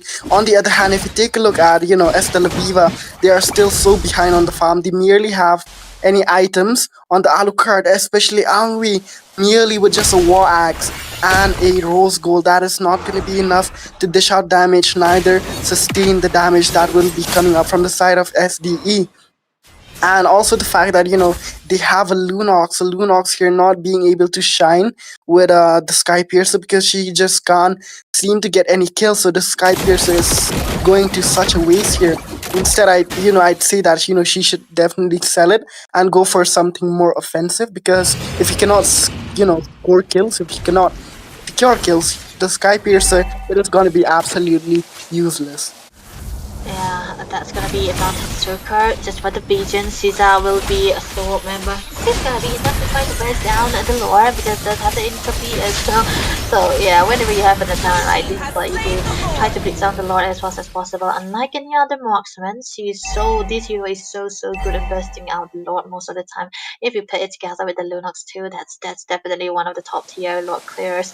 But now the lore is gonna be up and healthy, trying to march its way down onto the Okay, that's gonna be a little bit of a little bit of weakness from Henny, and I think she does have the AOZ to every green light available for both of the teams. They are ready for the Lord. Will they be able to defend this? That's the question of the day right now. As the Laviva, they have the Bloom, there's the Deadly Crowds, and a lot of them is also fog because of the minions, of course. But now I think Shadow Eastwards, they want to try to engage a little bit. Henny with AOZ.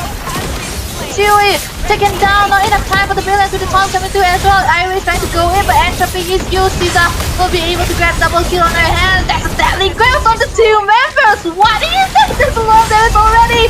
The turret, the base, onto the burgers here. Tuscany, no way. SBS, they will be able to get that win.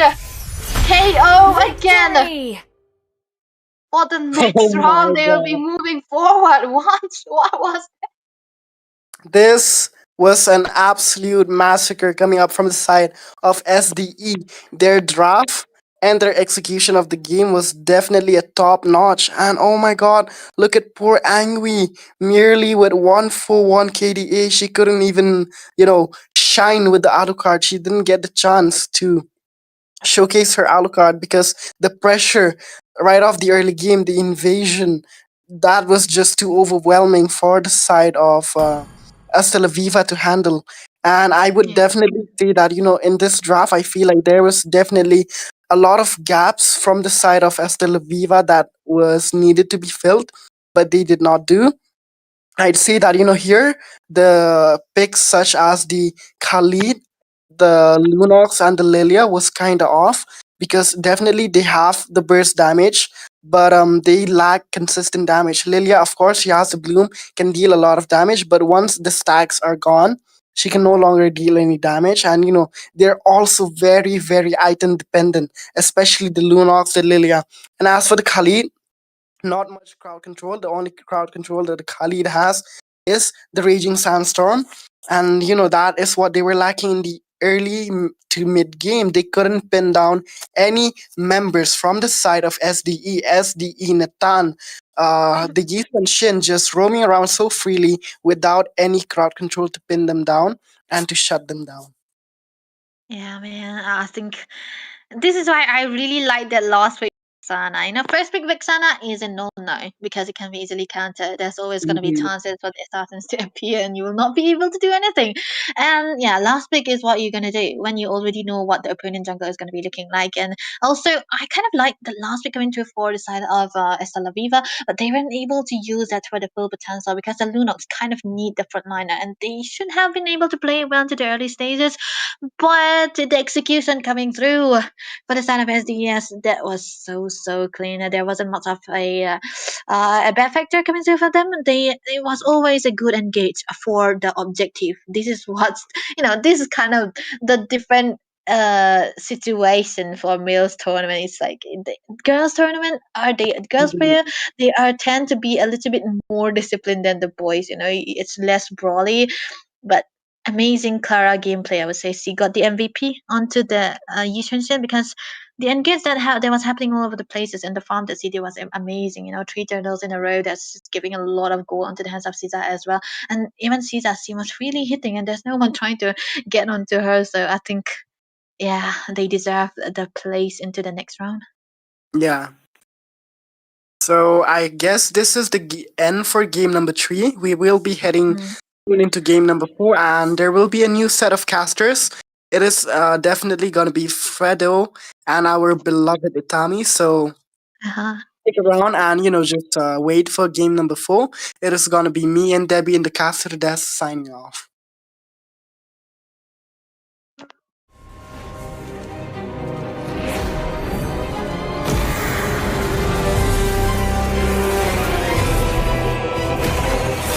Carved in blood and bone, my power is undying.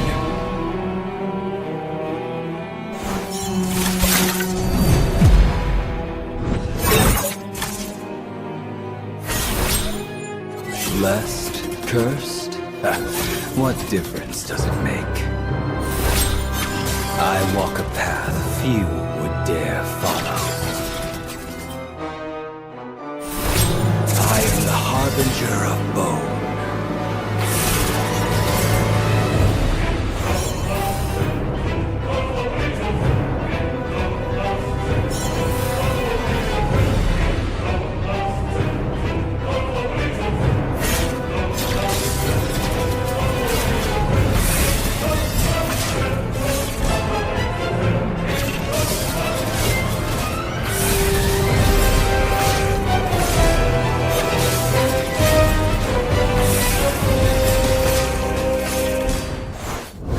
We are the aspirants.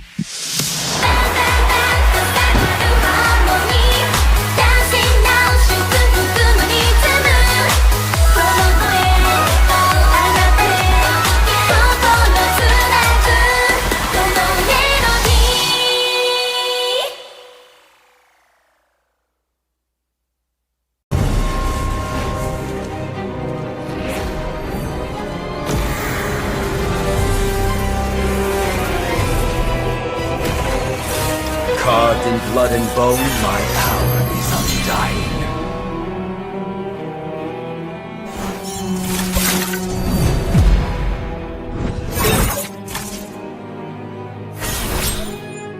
Blessed? Cursed? What difference does it make? I walk a path few would dare follow. I am the harbinger of bone.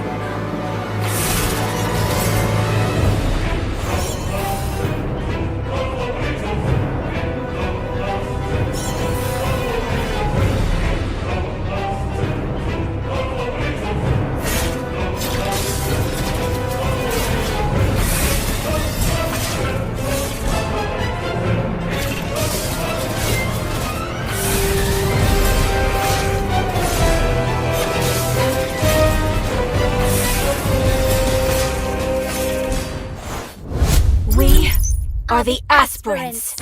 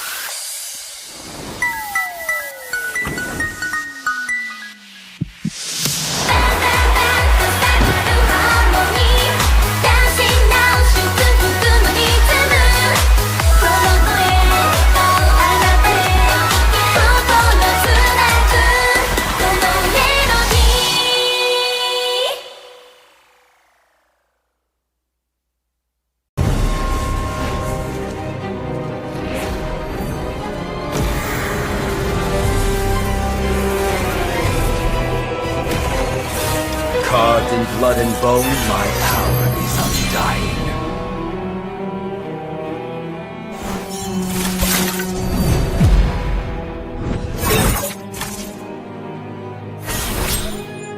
Blessed? Cursed? What difference does it make? I walk a path few would dare follow. I am the harbinger of bone.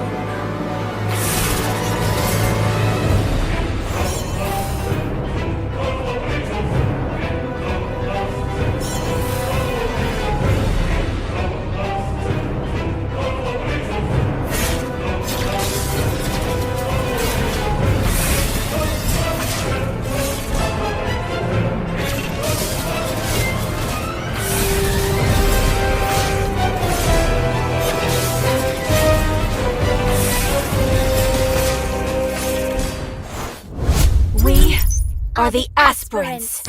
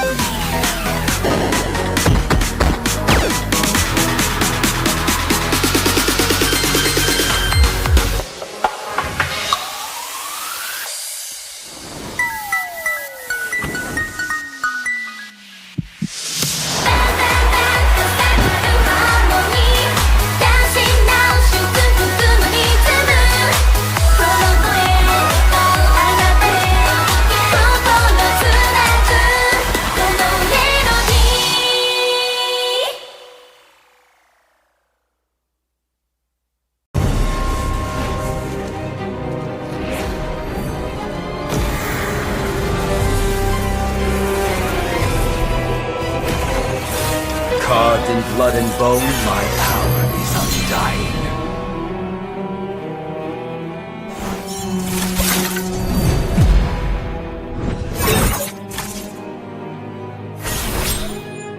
Blessed? Cursed? What difference does it make? I walk a path few would dare follow.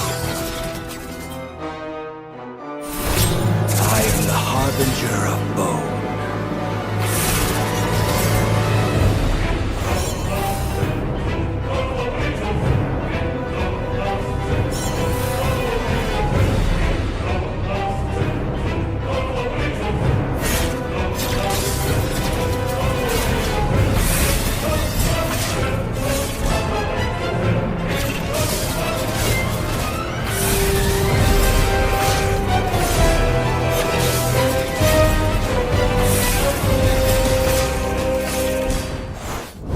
We are the aspirants.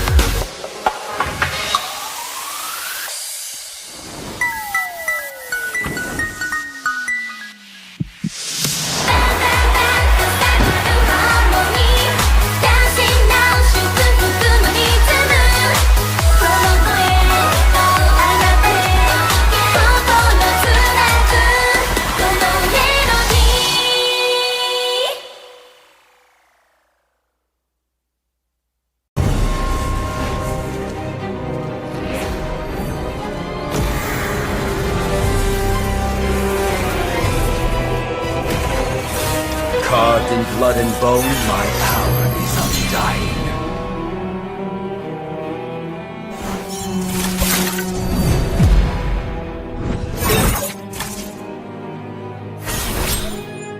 Blessed?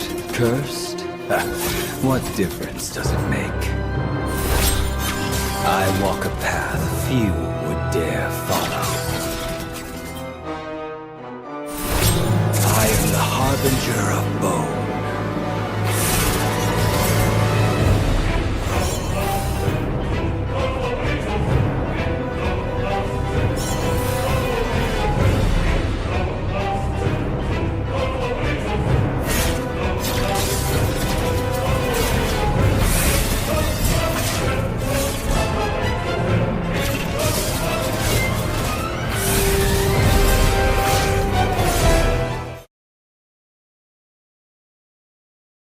We are back with the fourth match for the night on to the Queen's Legacy, day number 2. And here we are onto the casting decks. This time it is going to be me, Itami, and joining me will be the face of Wardrum, let's say. It is going to be Fredo. And this time it is going to be Team Yachirin Bishklop going up against Team Flawless Flames. So, Fredo, quick thoughts regarding this match.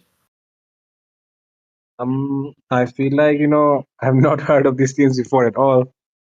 So Yeah. I don't really know what to expect, but man, this is a girls' tournament and the prize pool is the biggest ever, right, for a girls' tournament. So I do hope these teams just show up and give us a good match so that we all can enjoy as well watching them play.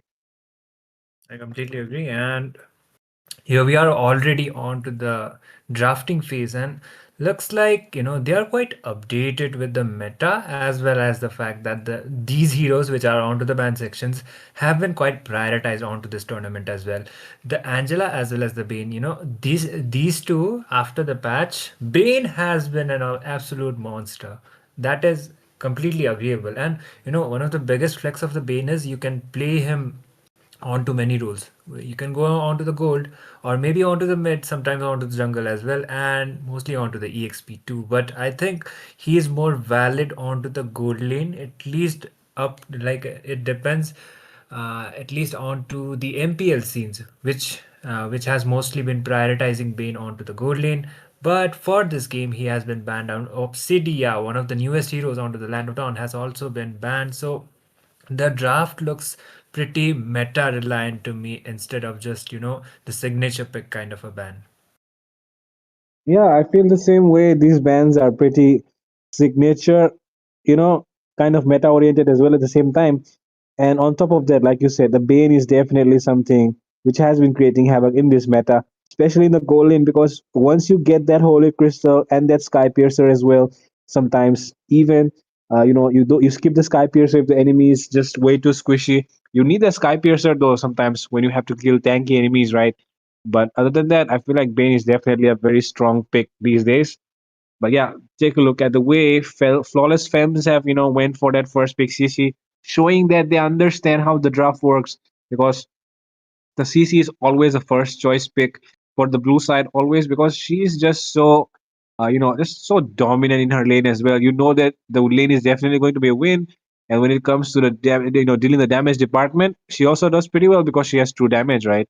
So Flawless Yeah. Femmes are approaching this draft pretty well. Well, I do agree. And the CC, she can also be prioritized onto the gold lane as well. It is kind of occasional, but it kind of works out as well when you are able to outfarm the opponent gold laner. And looks like Yashiri in Beast Club, they decided to went out for the Esmeralda quite early, but I think onto the laning phase against a CC, early game wise, in terms of the sustainability, I think CC has a bit more of an advantage when it comes to the poking, but still, it will be Esmeralda who will be able to sustain a lot. And the Jushin man, I definitely miss Ray onto the casting decks. Hopefully, he will be back soon. And for now, we are let's say we are here in terms of him, and the Valir as well as the Carmel are getting picked out from the side of Team Flawless Fem. So most probably this is more of a comfort reliant pick instead of a meta, because Valir, I did see that hero getting picked out previously against a utility jungler. It can work out, especially against a Fredrin, but they haven't revealed out the jungler yet. So if they go out with an assassin, then Valir could not be quite contributing as he is supposed to be. yep, that's true, man. The Valir will not be able to contribute too much if the enemy picks up an assassin because, of course, Valir is quite an easy target, especially when you have assassin junglers because his second skill does help him against heroes like Fedrin, the X-Borg as well, and you can talk about the Bakshia as well. But yeah, against a hero like an assassin like Gushan, Ling, Fanny, Lancelot, all those heroes, the Valir does not really seem to work because man, his skills are not enough to save him. Right, he lacks mobility as well. On top of that, crowd control immune is just crowd control immune. It does not help you from the damage that the assassins will deal. So for that reason, I feel like Galir is definitely going to struggle if they pick up an assassin. Meanwhile, on the other side, though, the front lines for the side of Yari Chivish. Yeah, Well, wait, yeah. I don't. Yarichin Blaze Club, apparently. Yeah. So yeah, It those is. guys they have pretty good front line. Yep, Belichick.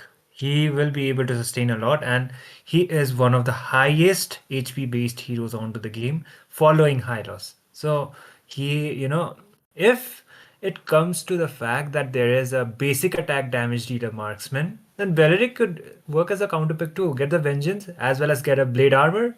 It is going to be deflecting a lot of damage onto the opponent marksman, and there you go. We were fearing the fact that if Team Yashirin Bliss Club they come up with an assassin, then it could be quite troublesome for the warrior and they pick up a Lancelot. The thing is with the Lancelot is he has been nerfed, but still he is still relevant, as much relevant as YSS.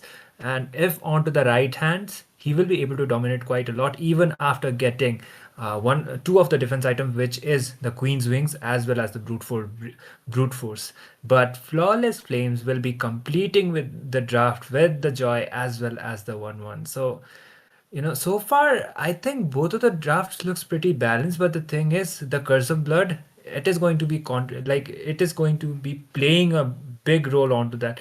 because the Carmilla's main initiation tool will be that ultimate, and if she's not able to land it up, it is going to backfire onto them. Definitely, Carmilla is, of course, a game-changing ultimate, right? Every single time, even though Yarichin Beach Club might be able to dominate, just one ult can turn things around for them. If you think about the way the crossbow of Tang works, if the Carmilla just connects that ult, crossbow of Tang lands as well, that combo might be just enough to turn things around for their favor. But yeah, talking about the Joy pick though, Itami, not really my favorite because you know that the Belleric is a direct counter for that hero. Yeah. So I'm not really sure about how Flawless Femmes are going to execute this Joy here, but I'm really looking forward to the goal lane matchup as well because Carrie is, of course, people think she's pretty weak, but once she gets a few items, she can definitely start melting the 1-1 as well before she can activate her ult. So even the 1-1 has to be kind of careful before she approaches the carry. And for that reason, I feel like this, both the sides, they have a lot of weaknesses and strengths, but Yarichin Bish Club here does not seem to be having any weaknesses on paper, but let's see if that will help 5 them win the game. seconds till the enemy reaches the Definitely. battlefield. And this is going to be Smash the them. fourth game for the night. Like I have already All mentioned troops it out. deployed. A best of one, so definitely a BO1 elimination. Whichever team loses will be eliminated, and whichever team wins will be qualifying for the next round. So here we are on to the land of dawn. The 1-1 as well as the carry both are, let's say, both are the late game insurance for both the side teams and the jungler, the lands as well as the joy. They are quite strong right from the start of the game, so it is going to be quite interesting kind of matchup, and how well the roamers will be able to give out the visions as well as the executions will be mattering the most. But look at the Lancelot already trying to dive in. Exactly, he takes a buff away, and that will deny the Joy to get that level 4 early on. So yeah, he has to take a few creeps across the map right now. And take a look at that, Lancelot already level 3. Meanwhile, Joy, though, he's still on his red buff, and by the time the Lancelot takes down all the creeps on the other half of the map, he will definitely reach the level 5. So I think that's a good start right there to try and get that the bear creep, and that should be a good start here to just reduce the farm lead of that Joy as well. And we know that Joy definitely struggles when he does not have enough farm, and Lancelot will shine. So yeah, with that, they have definitely made a right move. Meanwhile, a lot of pressure in the goal lane. Yarichin Bish Club are also showing an intention to go for the 1-1 because they know, right, 1-1 is a very big trouble if left unchecked. Definitely, and once she gets the 4 items as well as the crossbow of Tang, once she's able to land the mark, it could be the game changer as well if she has the Inspire. And the Inspire, it's not just for the attack speed, she can use it onto her advantage at the moment as well. So the turtle has already been spawned, and looks like it will be Team Flawless Flames trying to contest it out first. But the thing is, Belleric is not level 4 yet, so the crowd control might be taking some time. But there's the team fight coming up, there's the electrifying beats as well as the vengeance being popped down. Belleric will be going down onto the process, but it will be Olivia who will be getting the kill. And looks like the Phantom Execution will be used out onto the process too. Kim gets taken down. Lancelot is quite low. There was the cotton call, but there was no follow-up. A 1-for-1 tree for both the sides. Yep, and it seems like they're still continuing this turtle fight. Esmeralda is pretty healthy, and let's see who gets a retribution. It's actually Naoko who comes out on top, and there is the Lantern Flare. Naoko gets taken down instantly, and with that, there comes the Falling Star Moon landing into the backline. Valir seems to be in trouble. Olivia needs to zone away, uses that Shearing Torrent to push them away as well. But now, another one could be in trouble. It's actually, now the Shearing Torrent could be coming in and could be causing trouble. Oh, here comes the Flicker. Oh my god, taking the Conrose, gets a double kill. He was taking the blue buff, but he came all the way, and he picks up 2 kills. That is what you do when you're a jungler, because you understand the game. You know when to arrive, you know when to take those kills down. And that is exactly what Nexon here has displayed. And Flawless Femmes have to be really careful of this Lancelot. That is for sure, because take a look at that, man. The way he's farming up. He took that, bear creep down. Now he's taking 2 kills right at the right time. But yeah, of course, he did miss out on the turtle though. So yeah, not all the boxes are checked. Yeah, but still they were able to get a kill onto the Joy. But so the shields were completely up, as well as the Lancelot. Thanks to the taunt of the Belleric, he got the W.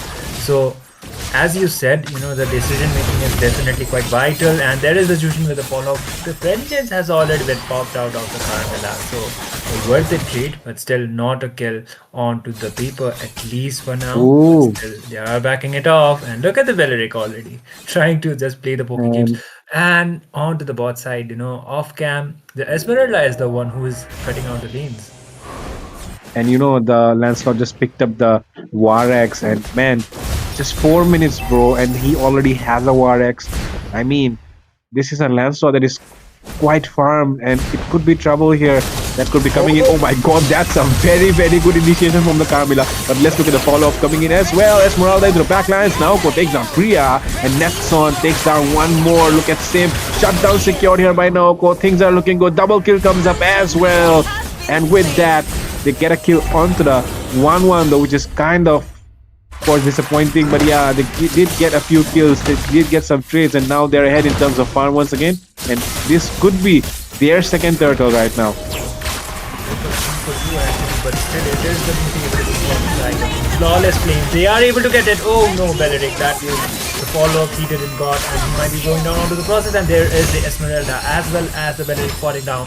Double for the CC, might actually be a triple as well. The follow-up is coming up, and it will be a triple kill for her. And the Lancelot might not be able to contest for his blue buff. He is not able to do so. Phantom Execution being used out in order to retreat. A good trade coming up from the side of Team Flawless Flame. 3 for none as well as the turtle. And as well as the turtle. And now they're ahead by 2k goal lead. They were behind by 2 actually. And now they're ahead by 2. That's how we make comebacks right now. Carry could be getting caught here. Completely unaware. Crossbow tank activated. There it comes. Qlin gets taken down. Priya will be forced to retreat as well. Olivia arrives to the scene. And Belleric's biggest nemesis is, of course, a Valir, right? You get slowed down. Your HP keeps getting chunked down as well because of the flames. And that's the reason why here Olivia is, of course, annoying Priya at the moment. But okay. Look at Philip as well. Philip is getting kind of cocky, and he actually deserves to do that because, man, he's a 1-1. He does, he does not get annoyed by a Lancelot. He does not feel annoyed by anything because his crossbow tank is always there to save him. Yeah, and 1-1, like you said already, she has a lot of mobility. So, it helps out her a lot when it comes to the escapes. But there might be the initiation coming around. Kim still has the Curse of Blood, but there is the Benedict with the taunt. The Curse of Blood will be connecting onto 2 people. The follow-up might actually be coming up as well. But Kim will be falling onto the process. Priya goes down too, and Simpa Philip will be going down as well. 2 for 1 trade, but still it will be the electrifying bit. Getting the kill, a killing spree onto that Esmeralda.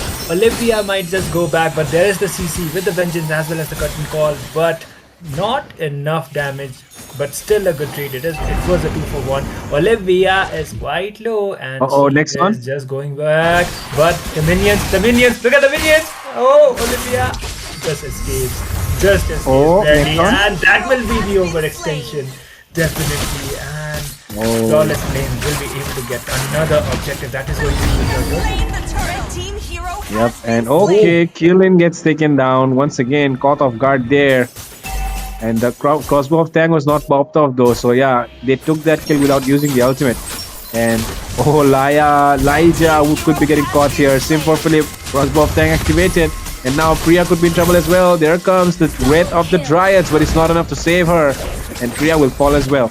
And yeah, that will be a red buff taken as well. Oh my god, this is so much going into the favor of Flawless Flames. They're getting every single thing that they can across the map. And Yarish and Bish Club, who are actually dominating in the first few minutes. Because, if you think about it, Lancelot having a War Axe in the first 4 minutes is crazy, man.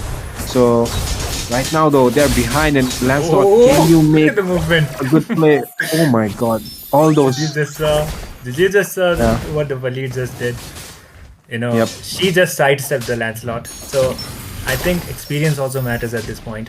Even if the hero is not onto the meta, she is quite comfortable with the hero. That is what is showing up to me onto this match. And there might be the initiation.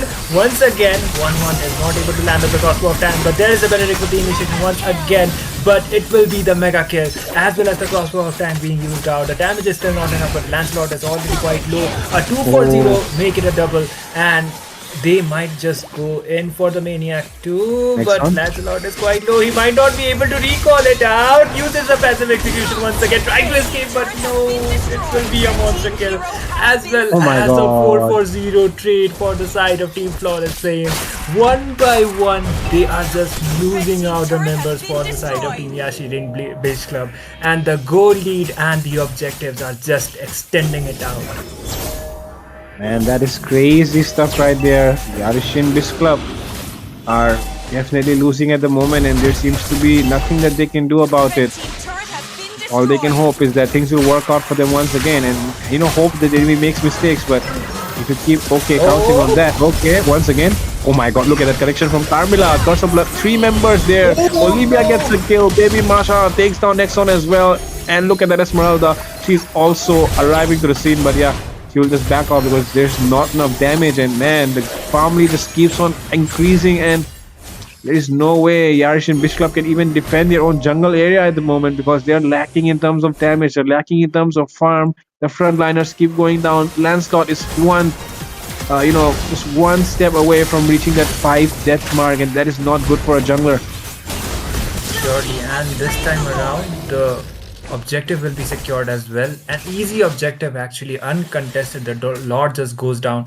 And look at the tower's advantage too. Not a single tower has also been touched for the side of Team Flawless Flame. Even a single tower is yet to be taken down for the side of Team Flawless Flame. So, it's going out pretty decent, but the thing is, if they kind of lack with the execution, as well as the fact if Carmilla is not able to land up the Curse of Blood, then maybe the consequences might be different. But it is looking out pretty decent for the side. The thing is, Lancelot as well as the carry need to definitely step up when it comes to dishing out the damage. But there is the initiation once again. Uses the electrifying beats. Look at the Curse of Blood landing onto 4 people, but there is still not the follow-up. Benedict comes up with the ultimate, and he might just dive in onto in as well.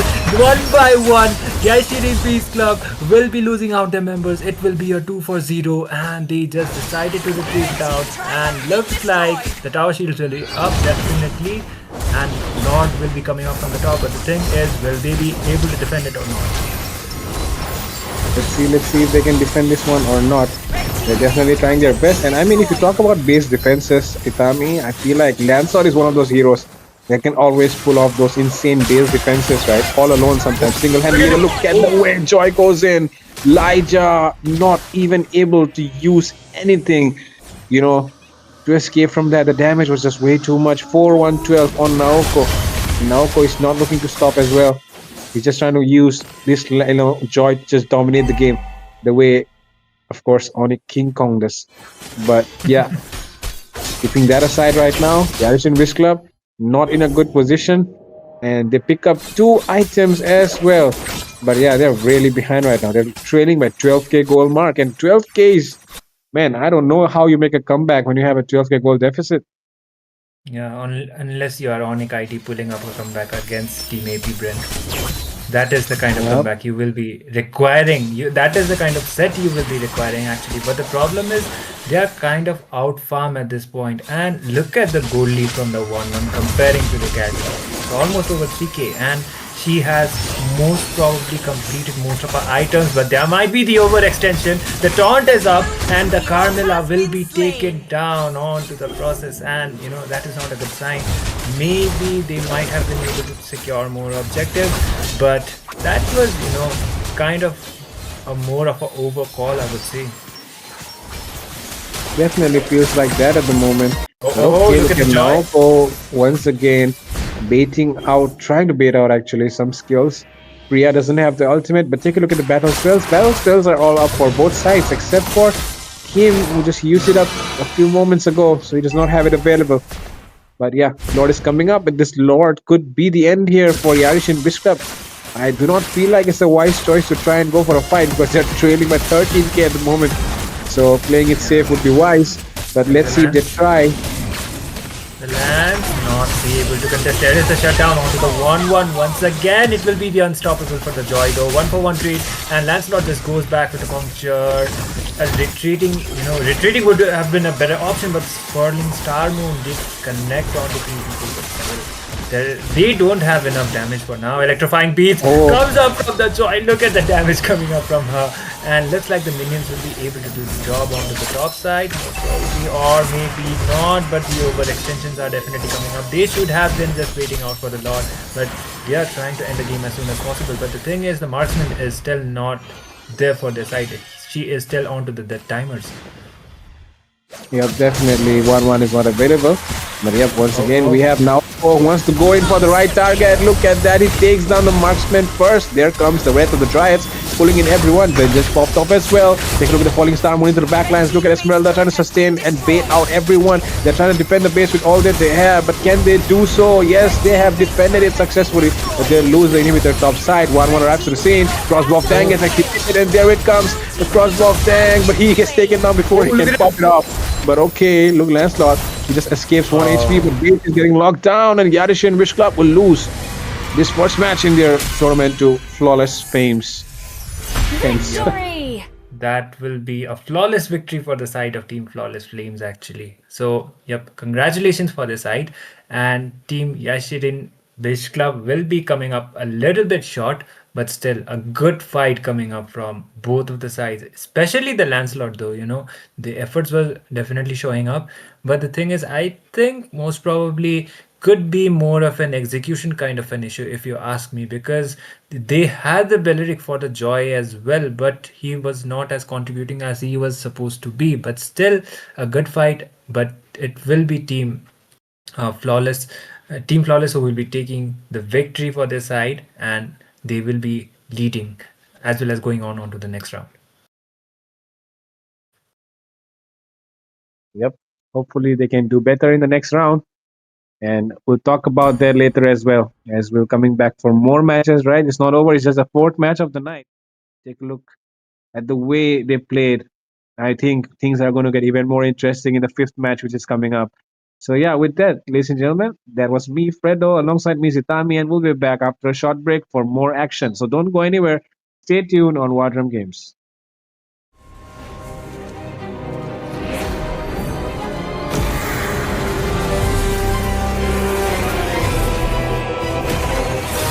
Carved in blood and bone, my power is undying.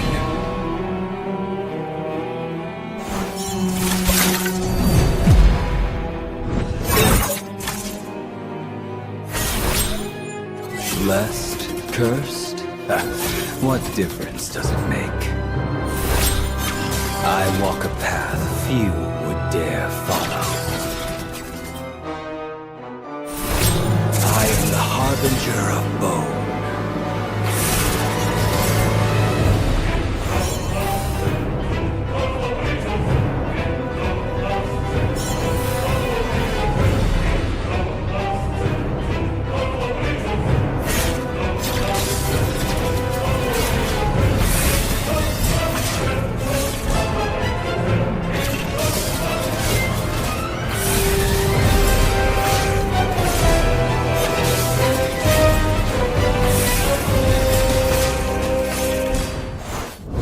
We are the aspirants.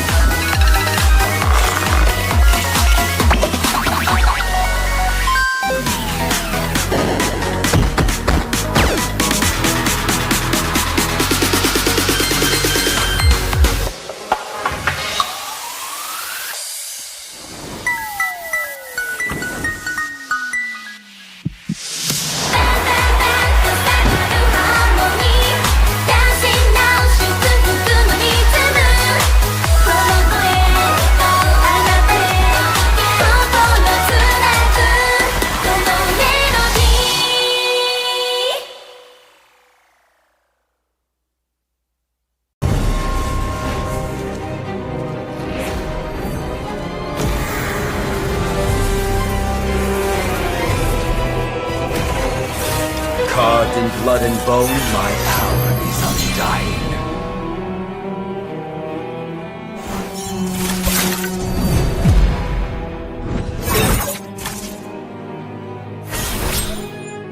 Blessed? Cursed? What difference does it make? I walk a path few would dare follow. I am the harbinger of bone.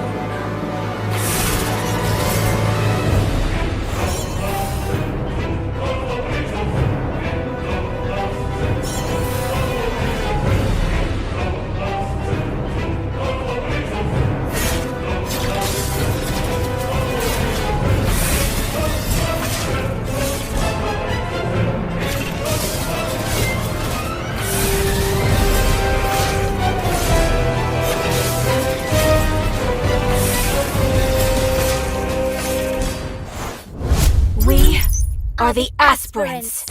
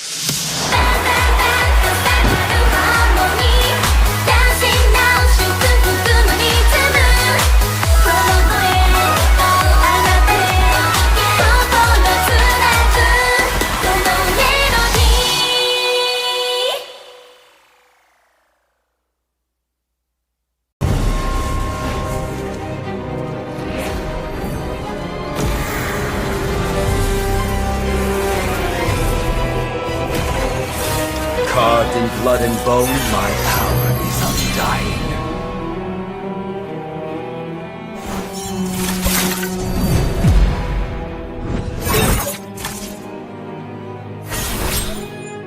Blessed? Cursed? What difference does it make? I walk a path few would dare follow. I am the harbinger of bone.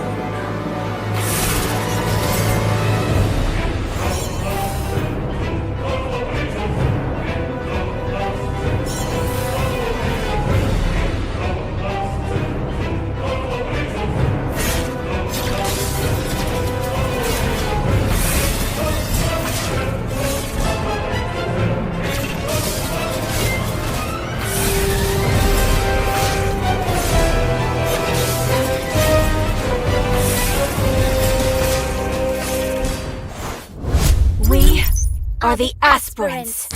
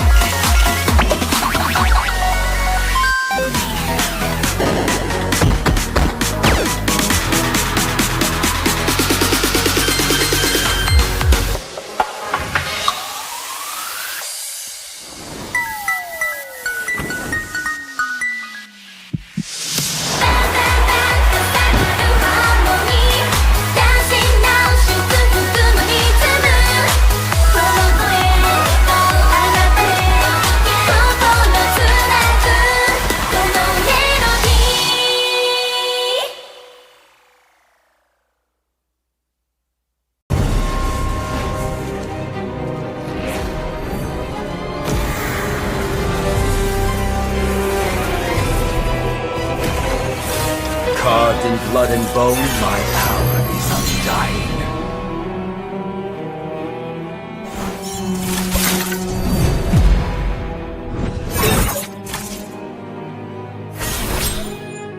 Blessed? Cursed? What difference does it make? I walk a path few would dare follow. I am the harbinger of bone.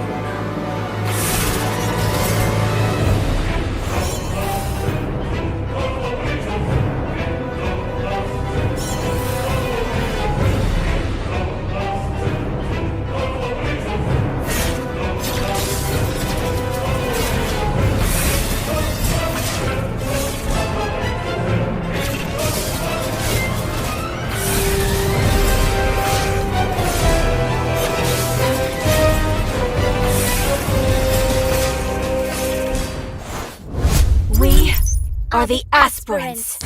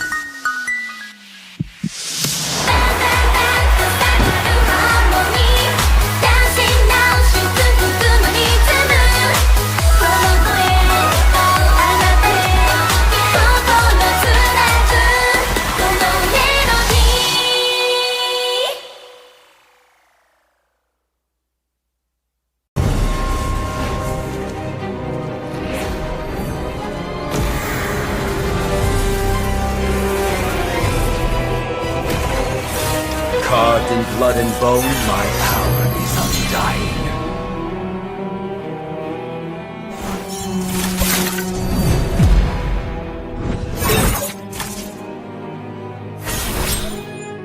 Blessed? Cursed? What difference does it make? I walk a path few would dare follow.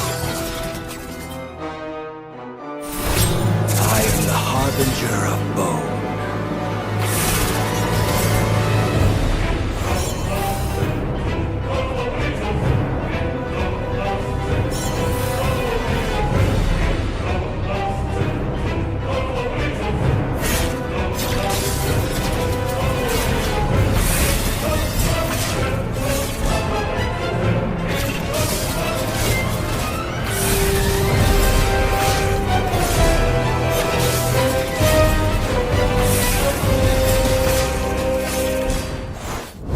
We are the aspirants.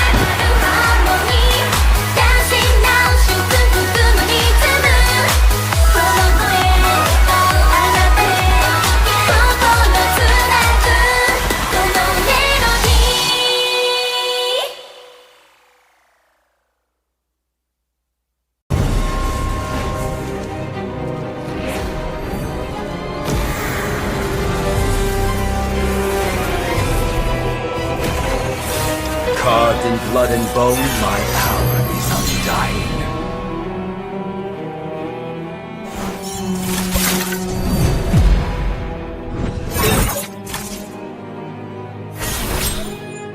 Blessed? Cursed? What difference does it make? I walk a path few would dare follow. I am the harbinger of bone.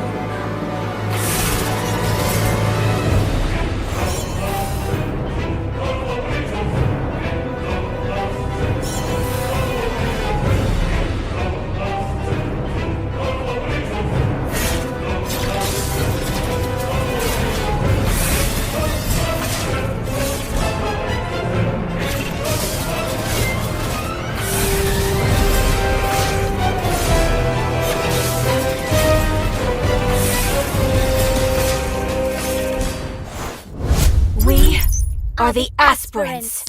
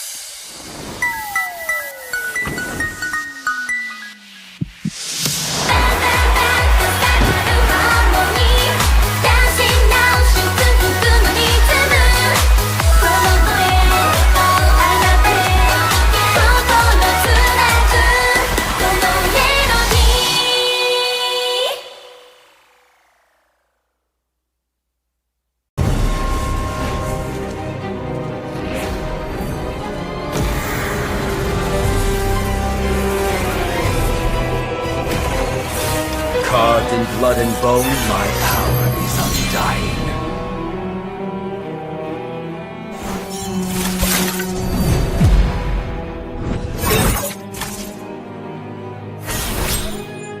Blessed? Cursed? What difference does it make? I walk a path few would dare follow. I am the harbinger of bone.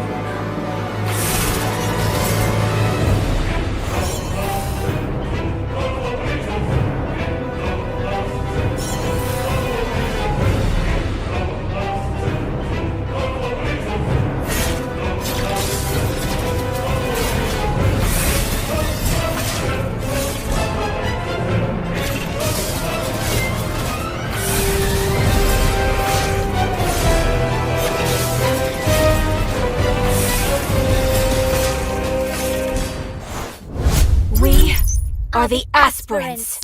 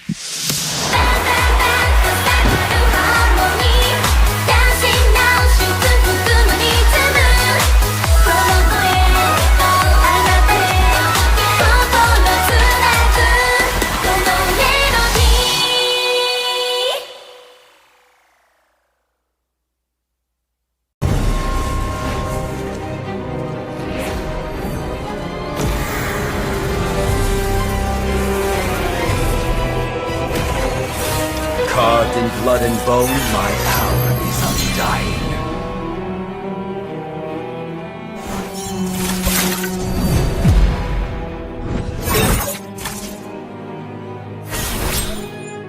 Blessed? Cursed? What difference does it make? I walk a path few would dare follow. I am the harbinger of bone.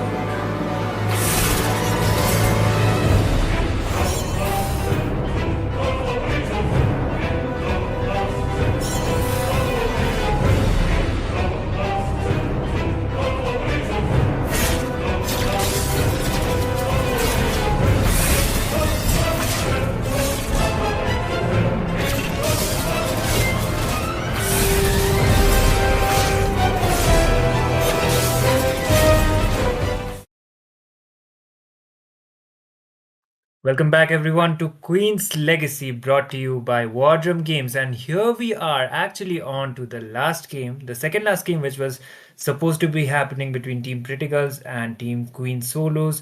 It looks like there was a walkover, and it will be Team Queen Solos who will be taking the win, and Team Pretty Girls will be going on onto the lower brackets. So we will be progressing with the final game for the night, and it will be between Team Panthera Zenith going up against Team 9mm. So on to the casting decks. I am Mitami, and joining me once again will be Fredo. Fredo, hello, and how are you doing? Hello, Itami. We are in the last match of the night. Panthers Zenith versus 9 Meow Meow. I know about these teams, especially about 9 Meow Meow, because I don't know if you know Glor or not, but yeah, Glor is actually the manager for Oh, 9 Meow Meow, and she has been, she just keeps spamming my DMs whenever she has a match that she wants me to come and watch the match. And right now we are having a match, and let's here see we how this one are. goes, man. Hmm. Yep. Definitely. And here we are already on to the banning phase at least. And looks like Team Panthera as well as Meow Meow, they are going out with the regular drafts because the Kalia as well as the Arlet have been quite a priority onto the picking side. Like they are mostly prioritized as the first pick. So is the case with the Angela. And 9 Meow Meow, I most probably think they will be progressing on further. And okay, Ray, shout out to you, but the Jushin won't be available for this game. Yep. Zushin is not here for the moment because 9 Meow Meow have banned it out, and it's probably okay. There's a pause that's happening right now, so yeah, it's happening off screen. Can't really see it, but yeah, there's a pause between the draft right now. Seems to be an issue, and we'll be trying to figure it out what the reason is behind this pause. But while that is happening, it does seem like the ban section is looking pretty solid from both sides. They ban out the meta heroes, right, Itami? So they definitely have done their homework. They're not coming here unprepared, and that's a good sign because we're going to have an interesting matchup ahead. Definitely. And one of the things, like if you are prioritizing the meta heroes onto the ban, there is a high chance you will be prioritizing a meta hero onto the first pick as well. So whichever team gets the first pick, the other one they will be trying to counter pick them out. So I think it will be Panthera in it who has the first pick advantage. And looks like looking at the draft, I think they will be going out with the meta most probably. Panthera as well. Panthera, I do know the male lineup, but this is the female lineup. So Panthera, they have been one of the names onto the community, at least not onto the leaderboards, but I do see them sometimes performing onto the tournaments. Yep, and with that, we are back in the game. Ban section already taking place once again.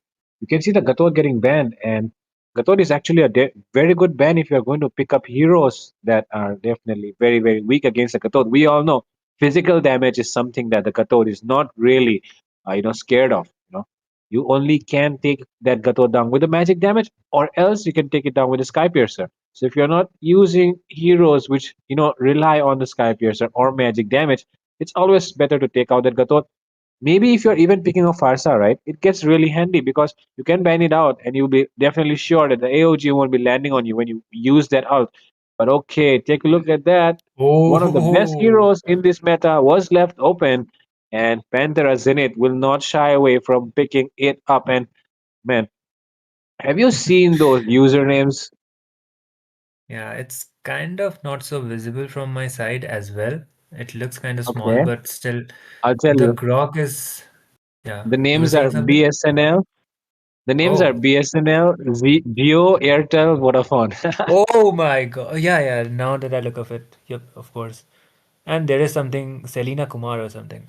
It's not Yeah, so Selena visible. Kumar. Yep. And to answer out the Grok, they decided to go out with a CC as well as a Kimmy. So Kimmy, she's a marksman, but she is mostly prioritized onto the mid lane because she is a magic damage dealer. And Kimmy, once she is able to get the farm, once she, actually, Kimmy, once she gets the Feather of Heaven as well as the Sky Piercer, sometimes even Sky Piercer is prioritized as the first item if you are confident enough to get the kills for your side of the team. So first item Sky Piercer could be also coming up quite handy. But the thing with the Kimmy is, you know, she is not a constant she is a constant magic damage dealer, but she is kind of vulnerable because she is a marksman at the end of the day, even though she has the mobility kind of skills. And Panthera Zenith decided to respond out with a Xavier, which I haven't seen quite often onto the tournament scene, but he could be a late game insurance because he is heavily reliant onto the core items. And if you are not able to farm it out, then Xavier could be more of a support onto the early phases of the game. And the Lapu Lapu, we definitely know that he has been a go-to kind of an EXP laner right now. Definitely right. Always a go-to explainer because he can 1v4, especially if you use it very well. Then he can pull it off in situations where no other fighter would because he can sustain it out, he can deal damage, he can do everything that a normal fighter could not. Because that is just how his build is, that is how his kit is. He can survive the 4v1s. He has an insane amount of spell vamp, and when you pair him up with that fighter emblem, it works pretty good. And yeah, with that, we're getting into the second phase right now. Look at that. Fredrin already getting banned picked up as well. That is a very aggressive move, actually. It Yeah, just shows that they do not want the enemy to pick up a landslot or whatever because the Fredrin will always be there as the frontliner. But even then, I don't think the Fredrin is tanky enough if you don't pair it up with a support hero. So I think the Matilda is something that Panthers and it could ban out here. I do agree. And the other thing uh, is the Florin is also available, so you can go out with the Florin too. Matilda, I think she has been fallen off after the buffs onto the Florin as well as the Angela. I don't see Matilda getting prioritized quite often, but she could be a good ban option. But I do think if they are planning how to play out a support, then rather than the Matilda, I think Florin could be a go-to kind of a ban. And there you go. Okay, interesting enough. Fredo, you are able to predict it out correctly. The Matilda has been banned out, which is kind of understandable now that I think of it, because Matilda could have been providing them an extra mobility with the guiding wind. So it is not happening for this game. So the question is, will Team Meow Meow actually pair up the Fredrin with a support? That is exactly what I'm thinking right now as well. Like you said, Florin is the next best option in my mind as well because it does provide an insane amount of healing, especially in the team fights. And glowing one does not really affect. Oh my god, this game is asking for a Oh, Florin right away. Take a look at that. Lapu Lapu, of course, it does get countered on paper by the Esmeralda, but early game, I feel like it's still going to be a Lapu Lapu, which is going to be stronger just because the Esmeralda depends a lot on the items as well, right, to sustain it out. But Lapu yeah. Lapu is not that kind of hero. He depends on his skill kit. So for that reason, I feel like EXP lane matchup is pretty decent. But even then, Esmeralda in the early game will not be able to annoy the enemies as much as an Lapu Lapu would.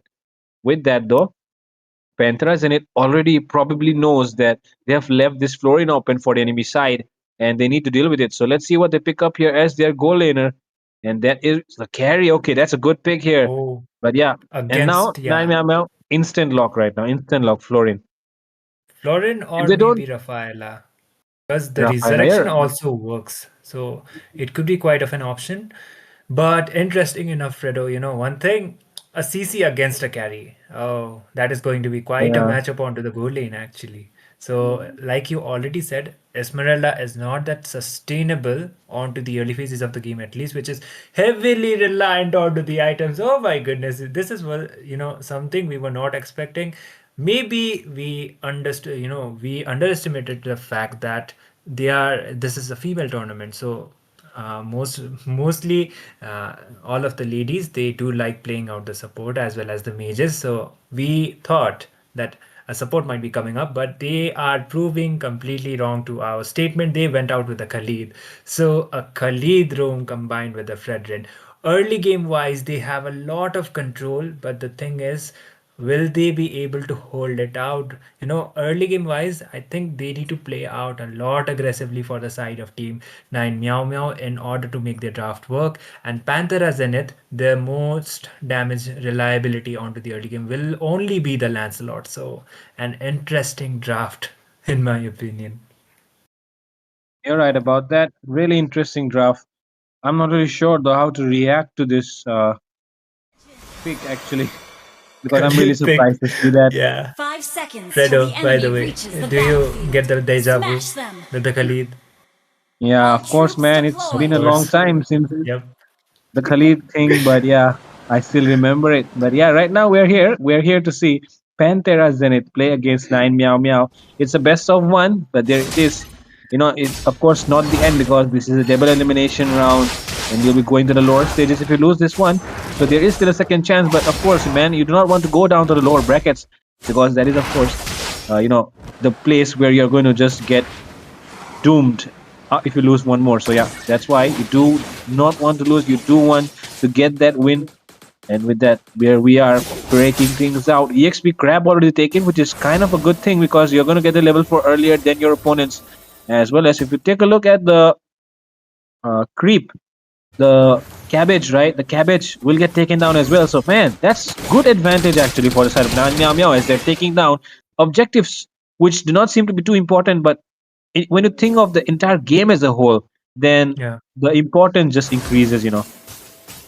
And look at the, CC already zoning out the carry. She is making sure the carry is not able to last it onto the gold minion, which will be denying a lot of gold onto there. So that is definitely a good call as well as a really good game sense coming around from the CC. If the gold laner is denied when it comes to last hitting the minions, then definitely she will be struggling in order to get the itemizations on time. So that is what is exactly happening, and CC is a bully when it comes to the laning phase.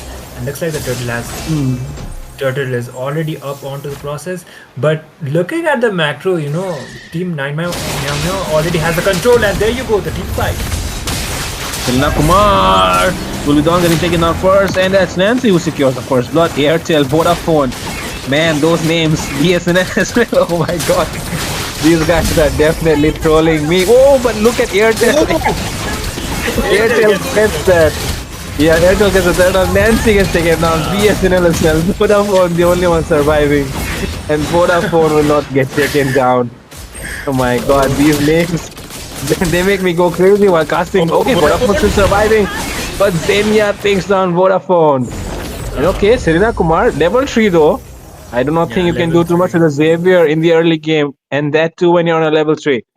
Yeah, and with that, okay, it seems like Lancelot was just having some plans to go for the enemy jungle, but yeah, he will not be able to do so because the Khalid's rotation just blocks him off. And okay, Xavier, you're not helping you're not helping your teammate with that ultimate there because he just used that ultimate and that made the minion even lower, and the minion just got taken down.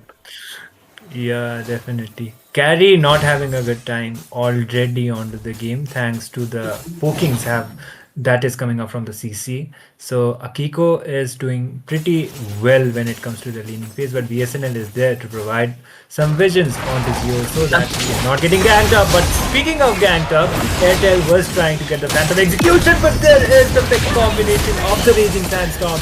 Airtel goes down onto the process, so might Vodafone, but Zenia goes down onto the hands of Vodafone. She will be taking on. Going down. There is the wild charge coming around from the block. Looks like Selena Kumar might not be able to sustain it out because there is the crowd control as well as the kill getting secured for that Esmeralda. A mega kill already. A good trade for the side of Team 9 Meow Meow. OG BSNL still survives. All the newcomers, Geo, Vodafone, Airtel have all fallen down. So that just proves to show old is gold. And at the moment, it's being proved right here with the way things are rolling out in the land of Dawn.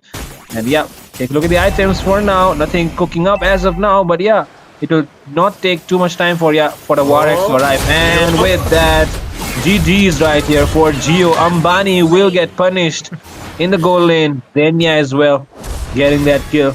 And Zenya being a marksman as well, you're taking on enemy marksman. Look at Selena Kumar. I feel really bad for Selena Kumar because he is not getting a lot of zone to work with. You do need a lot of space if you want to use a Xavier.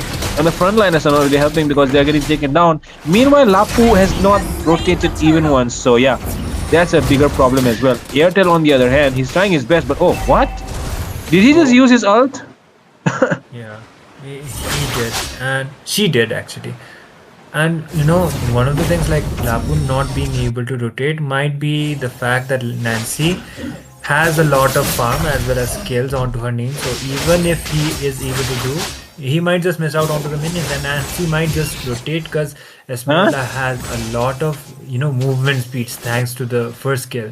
So she can just rotate it out quite easily. But there's the dawning light as well as the initiated wild charge comes up onto the Khalid, but the tower will not be locking out the Khalid, and somehow he's able to escape. But onto the mid side, Lancelot Airtel tries to go back with the puncture, but there is some crowd control coming around. Phantom execution being used out as well, and somehow Airtel does escape. Vodafone forced to use out the flicker, and they just go back. No treats by far, but still 9 Meow Meow looking pretty strong. Man, Airtel, I don't know what Airtel is thinking, but I mean, the Lancelot just keeps on using that Phantom execution every time it's available, right? And that just keeps getting me surprised. But okay, right now, 1v1 happening. Curtain call not coming up though. In fact, they don't want to commit yet. Okay, Phantom execution, no, Thornrose to just save the day for now. Does not get control. But yeah, right now they're trailing behind by almost 4k goal lead. 1-8 is the score. And right now they're ganking down 4v2 in the bottom side. They do have that cannon minion to work with. But can they defend this tower? Carry Pai as well, just zoning out Selena Kumar. Selena Kumar is forced to maintain the distance. And with that, CC versus Lancelot happening in the enemy jungle area. Airtel still winning it out, it seems. But yeah, let's see if they do want to go for a duel right now, which is highly possible. Akiku, Lancelot, Airtel, can he survive? 3 members. The network connection seems to be bad and he will fall there. But yeah, Selena Kumar is providing some emotional support with the dawning light. And that will be another objective getting secured as well, unless the Grog comes up with a clutch wild charge. They won't be risking it out, and looks like the Grog will be forced out to use his flicker. The freezing sandstorm comes out onto Selena Kumar. She just gets taken down onto the process. The Xavier versus Satoru won't be able to make it out. Lapu uses the Xavier fighter as well, and there is the wild charge onto 4 people. There was a good initiation, but unfortunately, damage as well as the Lancelot will be diving in. Airtel gets 1 kill onto his name, but he just goes back. He doesn't have his purple. So 9 Meow Meow looking quite dominant by far. And I don't know if it's going to happen or not, but can we actually have like okay, I just forgot what I was about to say. But yeah, the goal lead is definitely something that is kind of bothering at the moment. Okay, right now Geo might be getting ganked. Geo is going to go for a 2v1. Grok arrives to the scene, saves him, but not the tower. And yeah, they're really behind. They're really behind at the moment. Take a look at those farm differences. Like Kimi is already up by like 2 items, 5.2 at the moment. Meanwhile, look at CC as well, already 2 items built. Meanwhile, the enemy is just still on their recipe items. 5k goal lead behind though. I feel like with this, the kill disparity between these two sides, 2 and 12, with 10 gold, I think they could have had, 10 kills extra. I think they could have had much more control of the game. 5k is just too less to show for all of that. Yeah, surely. And one thing is, Team 9 Meow Meow, they don't have a marksman for the side except for the Kimi onto the gold lane at least. So it would be, the goal lead. It could go out quite up and down, but looking at the up and down, there is the Fraser's Wrath as well as the Lapu Lapu rolling it out onto the fights. They just decided to go out quite back. If Team Panthers and it had the enough farm the Raging Sandstorm onto two people, there is the good initiation once again, but still the damage won't be enough. Selena Kumar will be forced to retreat it out, but looks like they will be doing the turn dive, and they will. And once again, Vodafone as well as PSNL will be losing out the towers. They will be losing the towers as well as the SIM cards will also be falling off. The Lord has already been spawned, and looks like it will be Team 9 Meow Meow able to get the uncontested Lord. Yep. They are definitely having the time of their lives. Airtel, clutch steal. Oh my! Walks right in. What was that? I did not expect that to happen. But man, look at Selena Kumar. Gets punished with two ultimates falling on top of her. And man, what is Airtel cooking here? And look at that. He just used a Phantom Execution again. Man. This Yo, is. Fredo, Yeah, are they serious? no.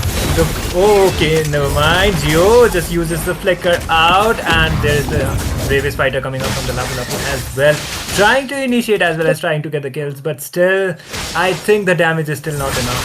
So they just go back. But Airtel, man, the first time felt nice. She had to do it twice. She literally Yep. did it. The first time was the turtle, and second time it was the Lord. Been destroyed. Exactly, man. I don't know what Airtel is cooking up here. Take a look at that. She just keeps using the ultimate whenever she wants. She doesn't care. She doesn't want to keep it available for killing someone. She just wants to use it whenever she can. And that is, I don't know, it just feels off to me, but maybe it is what works at the moment. So she will just keep doing that. Nancy, meanwhile, take a look at Nancy. 605. Oh, BSNL trying to provide some vision. The connection seems to be good. And okay, they're arriving to the scene. Geo could be in trouble here. Oh my god, lot of lockup. Oh my god, take a look at the amount of damage that's coming up. Selena Kumar can do something here. He is all alone into the back line. Selena Kumar with a curtain call. Three members get trapped. Airtel, can you provide the network? Yes, he can. But yeah, one more will be required right here. Okay, that's a good amount of damage being done here. Lance, it's a shot as well. My goodness, Airtel Kumar. I mean, not Airtel Kumar, Selena Kumar, but yeah. Airtel Kumari is actually, really like she's Kumaring at the moment. And honestly speaking, man, this girl, Been destroyed. she's just a chill girl. She's just a chill girl. Yeah, She just surely. And uses there's the those skills. pause. There is the She gets pause those as skills. well Yep, as the pause meta coming in right now. Nine Meow Meow probably the one not understanding how could they have lost that lord.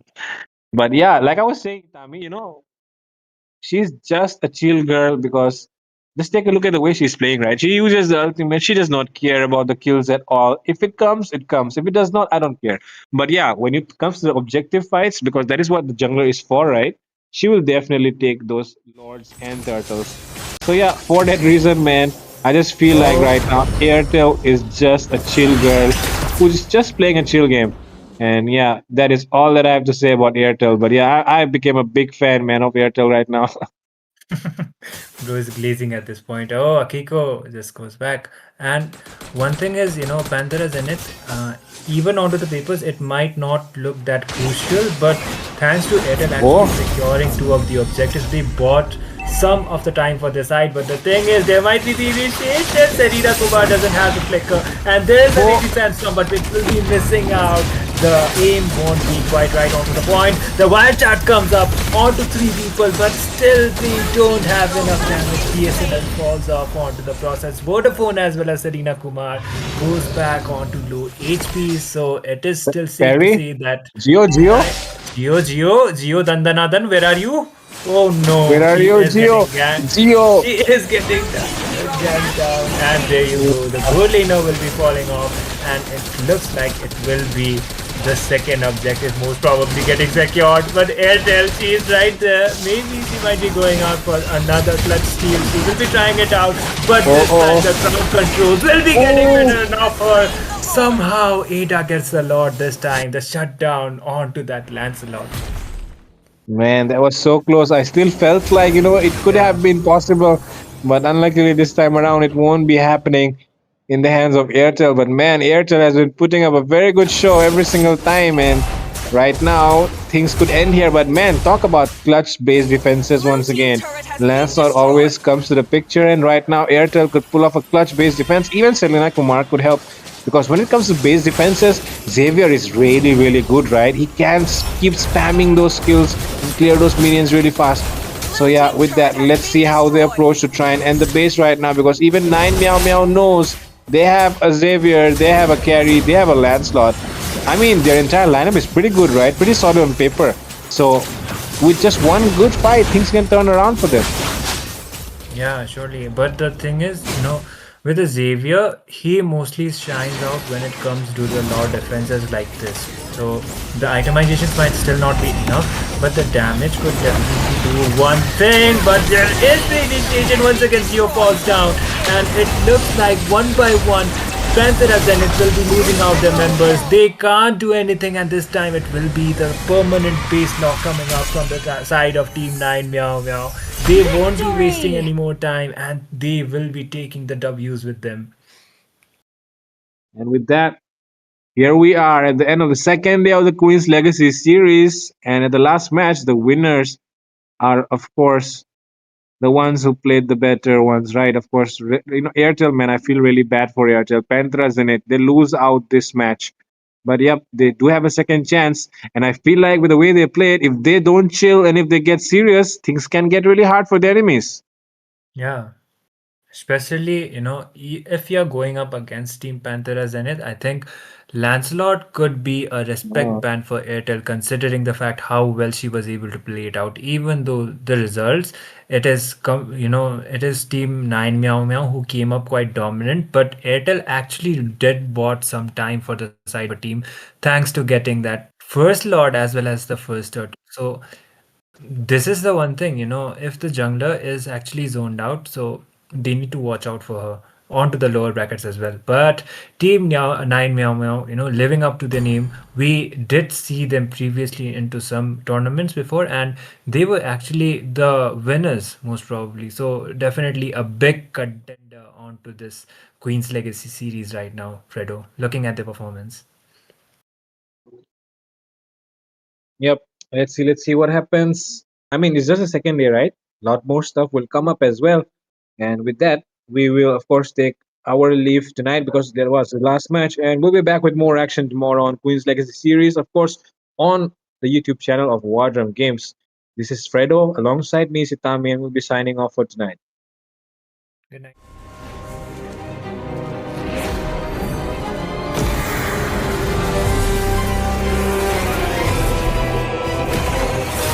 Carved in blood and bone, my power is undying.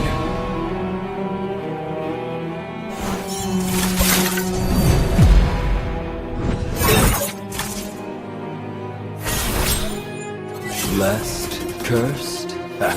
What difference does it make? I walk a path few would dare follow. I am the harbinger of bone.